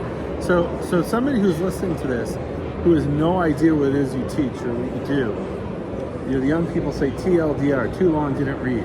That's where you give like the 1 or 2 sentence. What's the 1 or 2 sentence of what you're trying to communicate here for someone who has no idea? They call it the elevator pitch, but even less. So my problem is trying to figure out how to get this into an elevator pitch. We had a marketing guy that I've worked with before come here and says, and he saw what we're doing, and he just went, wow, I've never seen this before. And he says, now I understand your problem. He says, I'm a teacher. I don't know how to do the small hook. You know, it's really interesting. I went to one of the booths here and I tried to get them to come on, like a 2-minute clip just to tell what they do. And they said, oh, we're just marketers. We don't know how to explain this. And I'm like, and their booth is much bigger than yours. They probably, I don't even know what they spent, but it was a lot of, as my friend Reggie White used to say, it was probably money, like a lot of money. And they didn't have, and they have more people than you do. And then I have one guy who could tell me what it is and look, they understand they're not doing the marketing pitch. I'm asking real questions because I'm a scholar, right? That's what I'm coming at, like trying to understand what you guys are doing. And they didn't have a single person who could do it. What I love is you got 8 volunteers here, and they can all explain what the message is, which I think is amazing. What a blessing to have a group like that. Nehemiah, I can't tell you how proud I am. It's like my teenagers just started learning how to drive, and they've all done good. And they do it better than him. And they didn't wreck the car. I'm so proud of them. I can now say I can go away, I can drop dead, and I got people that can carry on. So don't give me the marketing pitch, because the marketing guy will come up with that. The teaching explanation in 2 sentences or 3 sentences. We show What's you the takeaway message? We show you the Jubilee Cycles. We show you in the last one. And if you look at the top of your screen, that's the last Jubilee Cycle. Where 2033 is when Satan's going to be locked away. And we got 9 years until that happens. So just do the reverse engineering. 2045 is the start of the 7th millennium. All end-time prophecy must take place by then. That's the bottom line. But to believe that, to make it, so I'm the teacher, I have to show you what these things are. But again, it's a big subject, but it's also a very simple subject. So, and look, you know, this isn't my teaching, it's his teaching. I don't necessarily agree with it. But what, I think you said this on my program when I interviewed you, and we'll get you on again. But I think here was what I took away, whether you said it or not. The Jubilee Cycles of Leviticus 25 are the key to patterns in history, which culminate in the next few years. Exactly. Okay. That's actually our banner on the other side. Maybe that's where I got it from. The Balaam Jubilee Cycles are the key to understanding end-time prophecy. See, you got the TLDR. There you go. You said it better than I did. Okay, so but it is. But when you look inside the Jubilee Cycle, starting with Abraham, starting with Noah, starting with Isaac and Sodom and Gomorrah, there's a pattern that overlaps itself all the way down to the end. And it seems to be repeating over and over again. We have, I have one chart where I show that in the 3rd sabbatical cycle and the 4th sabbatical cycle, for 6 Jubilee cycles in a row, pestilence happens. Why? Because that's what God said would happen. And that, you're seeing that, and that's, wow, like, okay, I need to pay more attention to that. And that's what I do, and I'm trying to, I don't have it all figured out. I've left some stuff for other people to figure out, but there's a lot of stuff in there. The more we go, they'll dive into it.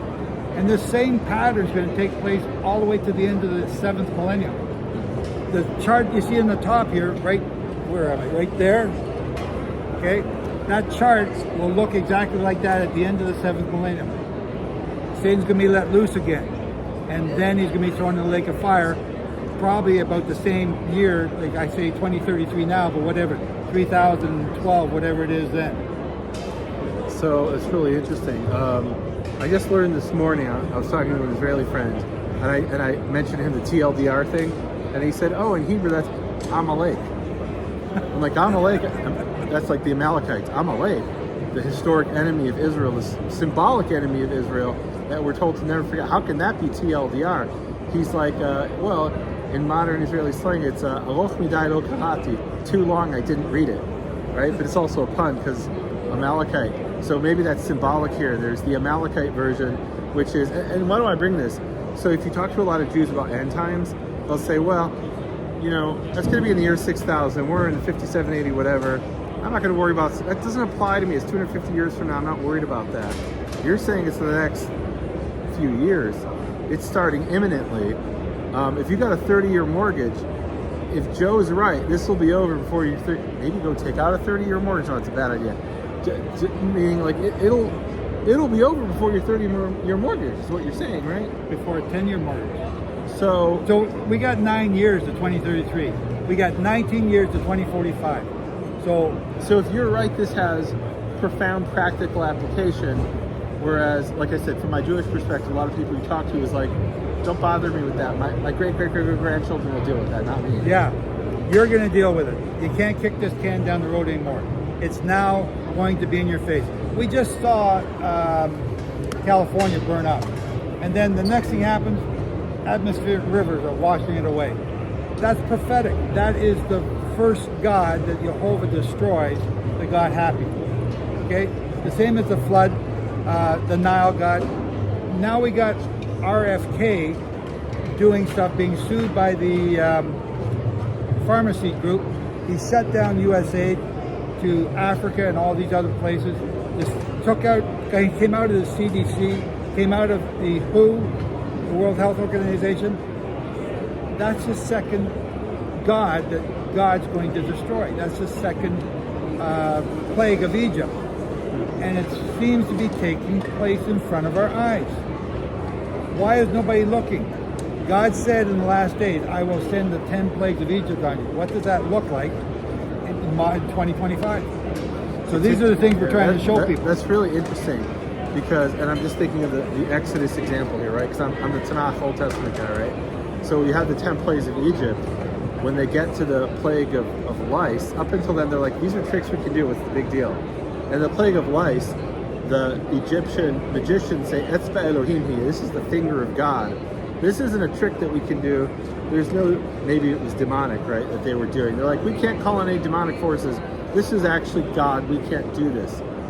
And then you get to the plague, and I want to say it was the pestilence that struck the animals. And it says God separated, oh no, it was the hail. The people who had faith, the Egyptians who had faith, they're like, we better get our animals out of the field. The ones who didn't, their animals were killed. Yeah. And are we getting to the place where there'll be those who have faith who can save, who can be spared of some of the consequences of these plagues? Even if you're not part of Israel, maybe you can still, I don't know, I'm just thinking out loud here, you could say, you know what, I can see what's going on here, I'm going to take measures. Whereas up until then, okay, I'm just part of it, it's happening to me. Yeah. Yes, there is. So in the Egyptian one, the first 3 plagues, all of Israel went through them. Then after that, they were protected. And the Egyptians who feared God as well, as you just mentioned. So, but if you don't know what those plagues are, you won't recognize them. And I'm trying to understand the gods of Egypt that he destroyed at that time in order to recognize them today. I haven't got it 100% figured out. You mentioned lice. That's the god of the third god, Geb, G-E-B, the god of the earth. So is it going to be lice again, or is it going to be something else to do with the earth, a huge earthquake? I don't know, but I'm watching for something to come up next year that has to do with the earth somehow. And I don't know what it is. But I do know the last one, Pharaoh, lines up with 2033, which is when Satan will be locked away. Because Pharaoh represents Satan. So we got to figure out the rest of them in between, and that's sort of what I'm working on. Wow. Anyway. A lot to think about. There's a ton here. Again, you know, I forgot the core, I forgot. NehemiahsWall.com, NehemiahsWall.com. I am so tired, guys. I built the wall all by myself. I am so tired. We have been nonstop, flat out since we started this, and I am so proud of our team. Our team here of 8 people, they've all just done whatever I asked. No bickering or fighting. They've all had euphoric moments when it was special to them because they made somebody understand. They got their first teaching. They can all teach this. It's not Joe Dumont's teaching anymore. It's now part of Bible prophecy. Everybody should know. You want to hear a funny story? So I once went to a conference, and someone in my ministry, she said to me, you know, I never get to go to, like, you fly away to all these exotic locations, and it's so much fun, and I never get to do it. And I want to come with you. It's like going on vacation. And I'm like, sure, I could use the help. After the conference, she was so like burned out. She's like, I'll never go to one of those again. I'm staying in the office. Like, wow, I just thought you get up and talk for 2 hours. You have the easiest job in the world. I didn't know everything that goes all around it. So it's exhausting. People don't appreciate it. They think you're going on vacation. I had somebody say, oh, you're so lucky you're going to, you know, such and such a place. Oh boy, if I could sit at home, I'd be so happy. Are you kidding me? I am. My voice is almost gone. My feet are killing me. My back is hurting. What you don't know is it's going to take you weeks. You probably do know. Weeks to recover. Yeah, and I got a long drive because everyone drove here. We're in Texas, Grapevine, Texas. One lady drove from Saskatchewan. I drove from Ontario. Another couple of ladies drove from Kentucky and Nebraska just to be here to do this. You know, we've sold some books. We sold one package of 500 books. We'll see if that goes through. But that's not the big deal. It's not just to sell books. The books are to give you the extra information after you leave. But it's the way. So I know. But we're talking now. I'm talking now about the 5 foolish virgins and the 5 wise virgins. Waking all 10 virgins up and showing them how little time is left. And that's what we're trying to do. It's exhausting. So please support Nehemiah. He's my friend. I love him. He's the one that I first met that boomed my brain about the crescent moon and the barley, and that God had a name. I never heard that until I met him. Him and Michael Rood in 2005. And because of that, I'm here. We may not agree on everything. We know that I'm always right. I don't agree with me on everything, so. But I'm so grateful for you. I'm so appreciative of what you do and what you've taught all of us. And I'm so glad you never withdrew into your shell and just kept it to yourself. So thank you for doing that. Everybody in this booth loves you. We all appreciate what you do. And again, I just can't So thank you know, you my enough. wife and I were driving back from this conference the other day, and she said, Joe is such an authentic guy. I'm like, yeah, that's him. He's a guy who comes out of construction and he's trying to search for truth. And, I'm straight up. And he's authentic. It's just whatever you see, that's what you get. Yeah, there's no charade here. If I don't like it, you know it. If I like it, you know it. So anyway, we're going to sign off here, folks. I got to start tearing down this booth. We got a ton of stuff to carry out now, and we're all tired. Please help him, help me. We want to do this again in next year, but I'm also doing it again in the Philippines here in 2-3 weeks. Oh wow! Yeah, for 6 weeks. It's exhausting. 6 weeks. Yeah. Oh wow! And then who knows what after that. We've had a lot of contacts here too. I got to go through all that stuff as well. Wow. Keep us in your prayers, but help us to get ready for the next one. Help us to pay our way through. We need your help. We're all sharing from the same pot. So ask God to help us. Ask Jehovah to bless you and bless us. Shalom from the NRB here in Grapevine, Texas, wherever we are. Joe Dumont, SteadyMoon.com. Bye-bye. Move away from this speaker here. We're here. I'm about to introduce you to Kim Tate. Now, Kim, I drafted to become our press secretary, and she's been going around looking at all these different press booths, trying to get me into some of them, see if we can have a meeting with them, and she's been doing a great job. She just got thrown into the wolves, and she's done awesome. I'm so proud of her. And she started on the first day. She was saying, or taking on the new customers coming into the booth. She's always busy. She jumped up there and just started doing it, and she's been awesome. She was scared about doing it, but she's been great. So, Kim, okay, she's been great. So, Kim, what do you think of this event? Are you pleased? You know, we spent a lot of money to do this. Is this something we should do again? Would you recommend us doing it again? And then I'll ask you the next question after that. I've really enjoyed the time here at the NRB, and as Joe said, I've been his press secretary, so I've spent a lot of time going around from booth to booth to try to identify people that are interested in what he has to say, and I've been really pleased with the response. The only problem that we've had, I think, is people got booked so early that it's been hard to get into some for interviews, but I feel like if we get an earlier start next year, that we will be able to get those scheduled in time. But I've been pleased with the interviews that he did. They've been good, and I'm looking forward to seeing those online. We'll have some that show up on YouTube and others on Facebook and different news channels too. So I'm looking forward to that.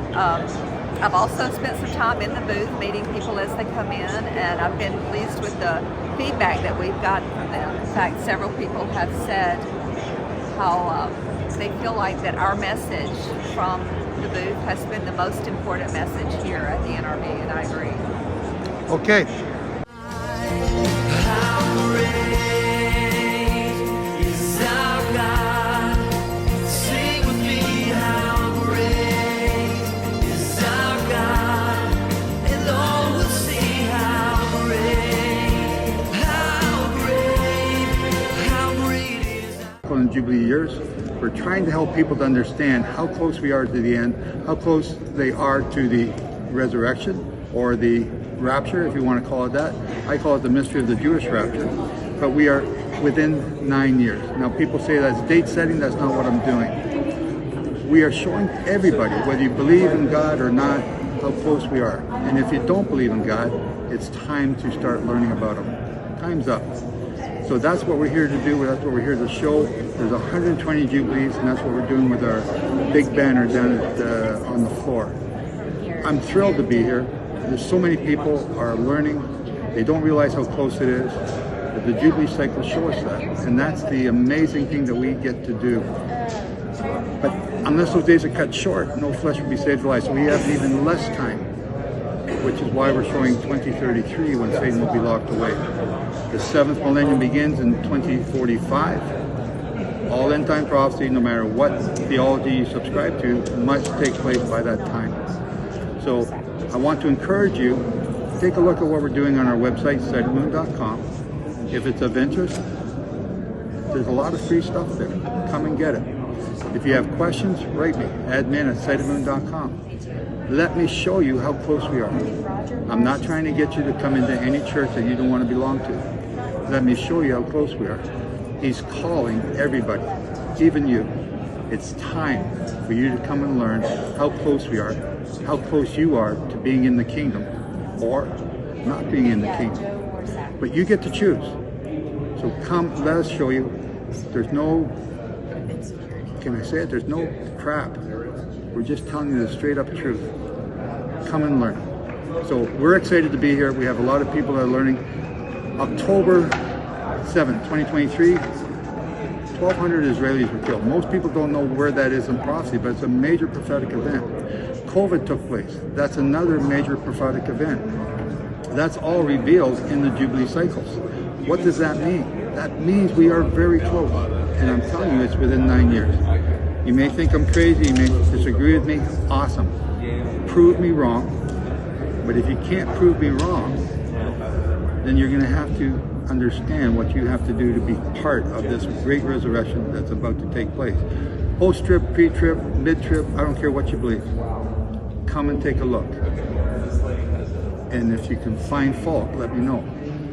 It may juggle some of your traditional beliefs, but you are going to learn something at sightofmoon.com. And that's what I hope you take away from this venture that we're trying to do here. I've been doing this for 20 years. It's getting closer and closer each day, and it's blowing me away the more I learn. I just come back from Israel 2 weeks ago. They're still hurting. They're burying the Biba family today. It's a tough time in Israel. We need to support Israel. You need to become part of that family. That's why you got to come back to learn about God. So I don't care what religion you belong to. No matter which one, it all ends in 2045, and the seventh millennium of rest begins. No more war, no more fighting. No more false religion. There'll be one king at that time, and you need to be part of that kingdom. So, I'm sightedmoon.com, Joe Dumont. Thank you for letting me share this with you today. Bye-bye.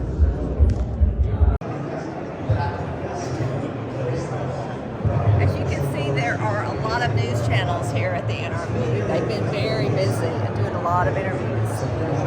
Joe has been really good at this. I've recorded some of his interviews, so you'll get to see them.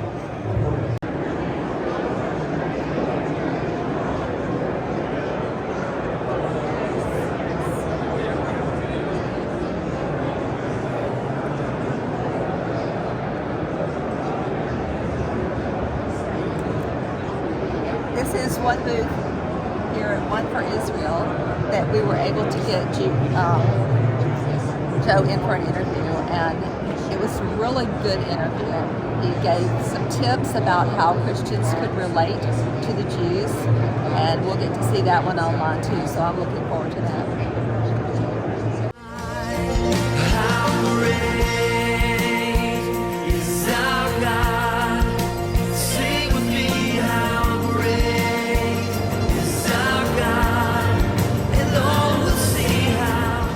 So Kim, what was your favorite moment here? What was the best thing that happened to you during these 3 days? I think there were two of them. We had one gentleman by the name of Robert that visited our booth, and he was so excited. He loved the material. He bought books, and then he came back and bought more books, but it was the expression on his face and in his eyes that was just beautiful. You could just see that it was exactly what he was searching for. And that's a good feeling when you could share that with someone. There was another young lady that came to our booth, and you could tell that she had been searching. She was on a lonely walk. She didn't have people to worship with, and she was learning to keep the Sabbath and do some of those things. And so we told her about our site, and she will probably join us on Sighted Moon. So that's a good thing too. Very good. Would you do this again? Absolutely. Did you? Was it enjoyable, even though we're tired? Yes, it was a lot of work, but it was a lot of fun too. So, one last thing, I want to say how proud I am. I'll say that myself. Proud of you, but proud of everybody. So, again, ladies and gentlemen, this is what we're doing. This is why we're doing it, so that you can learn this and other people can learn this. Thank you for your help. Yeah, so what's been the most exciting thing about being here? What's impacted you? Well, meeting more brethren. That was really the most important. Not the most important, but exciting. James, got to see James, got to hug his neck. I get to see you again. That was great, always great. Got to see Kim, Ella, got to meet them. Hang out with Joe is always a blast. But teaching this stuff, it's hard. You know, it's just because it's a hard message. And people don't like it. Again, it's they love the timeline. They love that you have all this information, but it's when you get to this part right here that they really don't want to hear how close we are to the end. Yeah. Because now you're date setting, now you're saying exactly when it's going to happen, and then they just want to use that same excuse that nobody knows the day and hour. And it's a parable, it's an idiom, because the bottom line is they just don't want to know, and that's the sad part. If you really want to study the scriptures, it's right there for you. It's easy to understand, easy to see. That's what His Spirit said He will do, lead you into all truth. And if you're just going to listen to some guy on stage that's got a denomination or got something behind his name, that's all he's going to teach you, because that's his job. Just look it up. That's what they do. That's what the 501c3 is or whatever. But if you want to study the scriptures for yourself, I'm going to challenge you to do it, because it's exciting. It's our Creator. You're a created being. And you're created by one God, and He just expects you to do something. And that's the sad part, is we're on our own. We want to do our own thing. Number one, we're not obeying Him, because we think what He tells us to do has been done away with, and that's just craziness. That's just total craziness. To think that they used to have to do it back in the day, and now all of a sudden we don't have to. That's just insane, because He says He's the same today, yesterday, and forever. That means He never changes. So why do we keep saying that He changes? But again, back to this.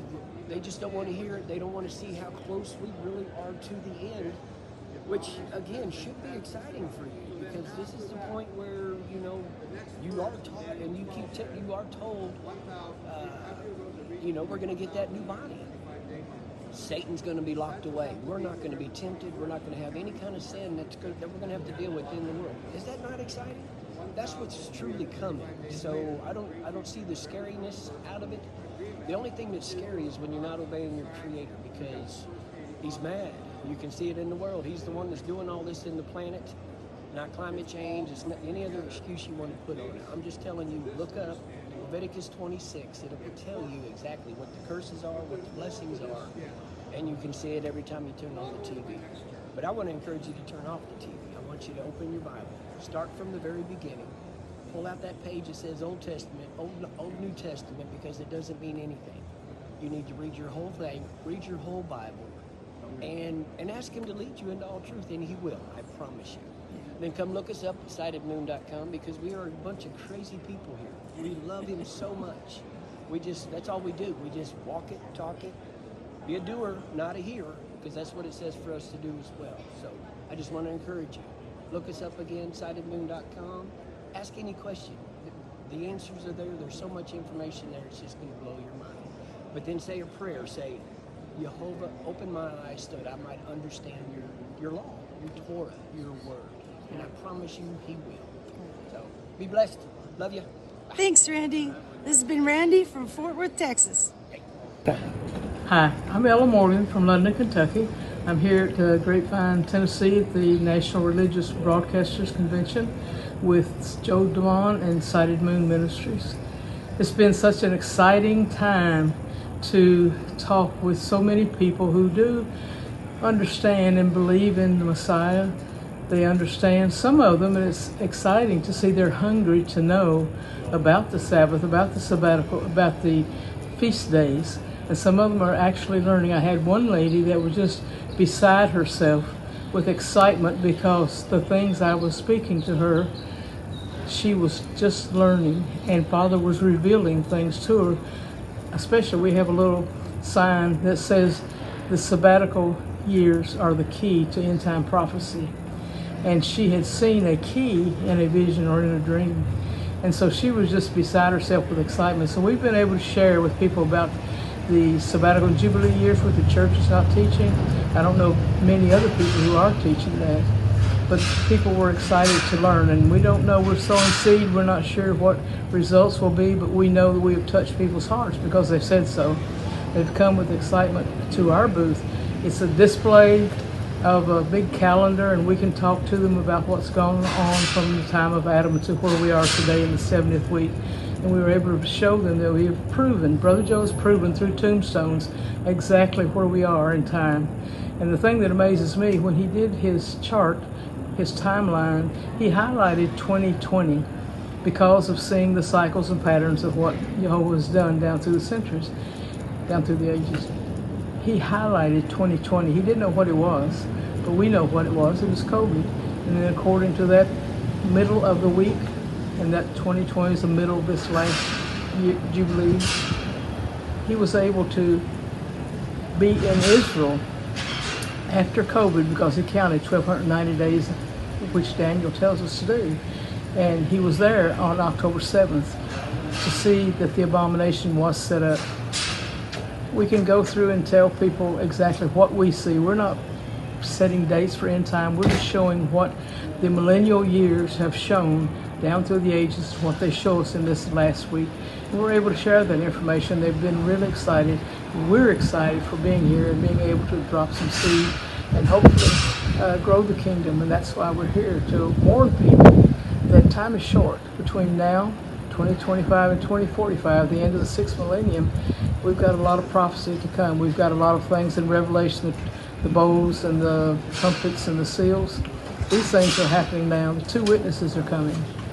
People are just, they're just really kind of gobsmacked, I guess. They're just amazed. It's things they've never heard, but they're listening. They're excited, and hopefully and prayerfully, our prayer is that they will want to come to Sighted Moon, want to go to their scripture, want to go to the Bible and learn for themselves. We're thankful to be here. How great is our God?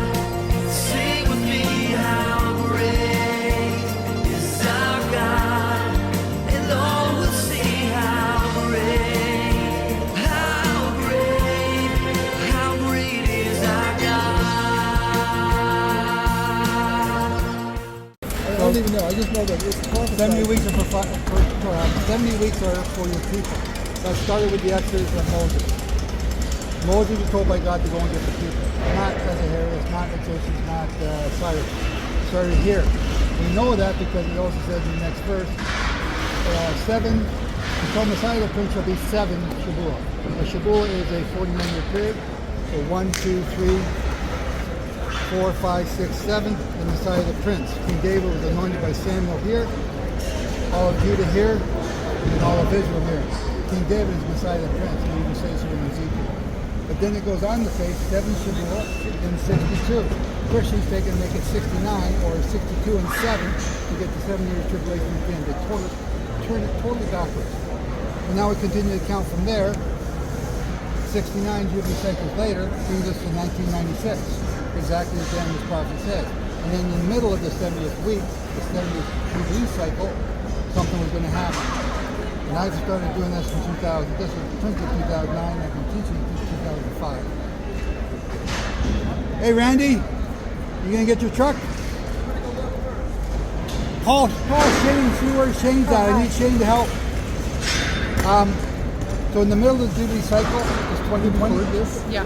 Well, I can't on my phone. My phone's on 1%. I have it. We'll send it to you. 2020. Right? So the middle of the Jubilee Cycle, 1996 to 2044. 2044 starts the 7th millennium. Right?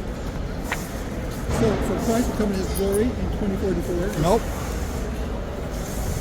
You're jumping too fast too ahead. So there's 1, 2, 3, 4, 5, 6. This is the 7th millennium. Oops, this is the same thing. This is Gregorian years. We're at 2044. 7th millennium starts 2045. Hebrews 3, Hebrews 4. Do not harden your heart, lest you not enter into his rest, which is the 7th millennium, which is just like the weekly Sabbath. So, in 2020, what was he was going to stop the daily? You're talking about sacrifice. That's what he stopped. What is it? Hosea 14:2, the bullet of your lips. The bullet of your lips. Your prayers and offerings to God every day. So we're supposed to do that 3 and 4, or 3, 9 and 3. That's when the daily sacrifice is done. That's the bullet of your lips. The what of your lips? The bullets. Your lips, your prayers are like the sacrifice of a cow. Okay. So now, from that day, and then now locked down Israel on March 25th, 2020. The whole world was locked down, but Israel locked down March 25th. Then it says then the 1290 days later, the abomination is said. 1290 days later brings you to October 6th, 2023. That big banner we have here is a Buddha statue on it. They put the Buddha statue at the top of the DJ tent in Bereave, where they had the Nova Festival. He said, when you see the statue, flee. The next day, 1,200 people were killed, 250 taken hostage, and 900 now killed by the IDF trying to get them back. Over 2,000 people have died because of that. It also says in the next verse, happy are those that get to 1335. 1335 brings you to November 21st, when the agreement between Hamas and Israel to release the hostages. We never got any hostages yet after that. That's all important. Show the camera just for a second. No, you're taking that. Yeah, I do. Right. I'm so grateful.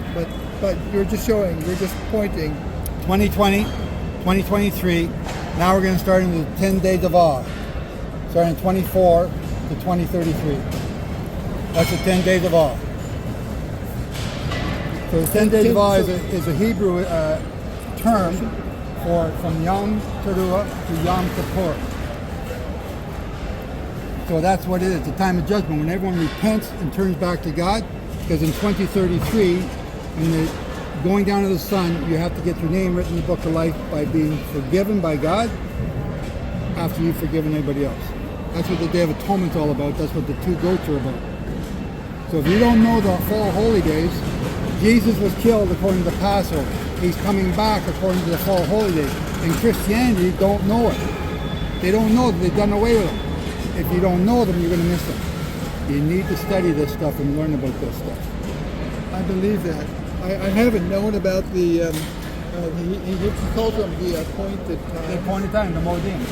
I don't know that stuff. Then you need to start studying. Take this, look at it, go to my website. We didn't know either. We're all learning. We're all learning, right? Got the address on the website. You get Shane?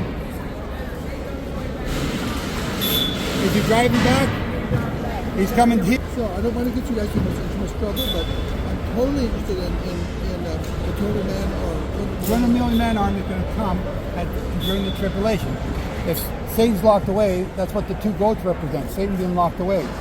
3.5 year tribulation starts in 2030. Ends in 2033. 200 million. The second half of the tribulation.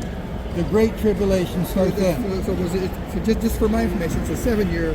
Is it 3.5 years of tribulation? 3.5 year tribulation. Not a 7. No, it's a 10-year countdown. So Christianity is taking that 7 years injected in here. They're going to get hoodwinked through pretty quick.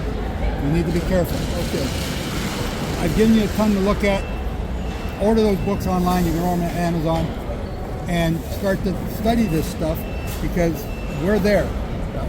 That's pretty big for them to start off with. Yeah, but it covers the most material. It's a heavy read. It'll have this information that I'm looking for. So I 2300 would be good too, right? 2300 would be a good one to start with too. Okay. Siteofin.com, get 2300. Yeah. So which one's going to be best for me to start with? The riddle. It was a riddle, not a command. That's the straightforward, easy one. Because the objection everyone's going to have, you have both of those. So I should get those. Those are 3 Moedim, 2 Moedim. Okay. They're going to explain when the rapture is. They're going to explain when the why no man can know the day or the hour. That's the one thing Christianity can't figure out. Nobody knows the day or the hour, right? So you can't know any of this stuff. Therefore, I'm a heretic. But they don't know what it means. If they're talking about a holy day, it's only determined by the moon, which comes at a day and hour nobody knows. That's the day he was born on. That's the day he's coming back on. I've heard that and I believe that. There you go. So you got some studying to do. I would start with those last two like you just said. And then I need those for my next display. That's what I'm trying to do. Okay. And I can order them online. You can order them at Amazon or go to our 30-day PDF or store. You hold me up right this No, moment? we need a break. So 2045 is something. 2045 is the start of the 7th millennium. Is that the moment that Christ comes in his glory? No. I believe it could be in 2030 because the mountain's got to split in two, go north and south, and we have to flee through that mountain. And that's a giant earthquake, and that's the same time the 2 witnesses were killed. So I thought that was the Mount of Olives that was split. Mount of Offense. It's called the Mount of Offense, also called Golgotha. Okay, so that's in Jerusalem. Yeah, Mount of Olives is north of that. Oh, okay. Never knew that. All right, so we think that Golgotha is the one, and that's also where he get his atonement. Yes. Okay. Golgotha. Gethsemane well, Gethsemane's not on Golgotha, is it? No, it's not. It's on Olives. So Golgotha is where he was killed. That's the altar that he was killed on. It's still there. And that's the one that will split. Yes. It's starting to get it, right? When you get it chronologically correct, it falls into place and then it makes complete sense. So we got to get going because 2024 is already passed. 10 days of awe have already started. We're in 25, 26, the 2 witnesses show up and they stop the rain, no rain around the world. 3.5 years. That's famine. I can do a little bit longer than you because I'm a little bit bigger than you. But that time is about to begin. So that you said that famine will begin, we think, maybe in 26? Yes. Ooh. So we're getting a little bit of a, we think we're getting a reprieve right now when the deep state is being dismantled and the bureaucracy is being dismantled. That's contributing to it because they also got rid of USA, they got rid of WHO, they got rid of CDC, all these things. That's part of the second curse from 20 and 25. So those things seem like good things. Yes, but in fact they're not. Why not? Because there's going to be plagues around the world. Oh, meaning they're not causative bad things, but they're the signposts of what's coming. We got in Africa right now. There's a new plague broke out this week. 53% mortality. USA's been cut off. Nobody's going to stop it. So it's going to spread. Once it starts spreading, we can't stop it. And so you're saying the plagues are coming? Well, they're listed in here, yes. What's your name, Ken again? Brian. So Joe Dumont, SideOfMoon.com with Brian. What's your last name? Say again? Last name? Jenkins. Brian Jenkins. I don't know what to say about Abraham Lincoln. I can't think of nothing. But anyway, he's going to learn this now. He's going to write us and talk to us about it. Okay? Awesome. Shalom. Bye-bye. Don't start yet. I already did. Go. Okay. This is Joe Dumont, SideOfMoon.com. This is our last day. We're checking out right now. We've been here for the NRB. We came not knowing what to expect. We're leaving now understanding what the NRB does. And we're weighing the effect. Was this a good investment or not? We think it was. We think it was a very good investment. We're going to plan on doing the one next year in Nashville. But we need your help. We need your help. There's a lot of things that we learned at the NRB that we can be doing, but we need your help to do that. So it costs money to come here, it costs money to go there, but there's a lot of programs that we can do with other companies to get our message out to the Christian world. So we're asking you to team up with us, help us do that. I hope you've enjoyed the video that you've just watched. And thank you for those who have supported us so far. This has been an awesome trip. Please look at what we've done, look at who we've reached, and decide if you want to help us to do that or not. So until next time, Joe Dumont, SideOfMoon.com. God be with you. Bye-bye. Go. So we're on the road again. This is my driving clothes. But I wanted to say thank you to our team. Somber, who drove all the way from Saskatchewan to be here. Ella, who's 80, drove all the way from Kentucky with Kim from Tennessee. James from Ontario, myself from Ontario, came here to do this event. Randy's a local boy, and Shane and Anita, all the way from Nebraska. And without them, I couldn't have done this. They volunteered to do this event. So my heart goes out to them. I love them very much, and I thank them for all the help they've been here to do this, and I couldn't have done it without them. But we need more help to do more events. We need more volunteers. So I want to say thank you. I love you guys. Already missing you. I gotta hurry up because this plane's coming. Thank you so very much for helping. Jehovah be with you. Bless you. And I know you all put out a lot to do this.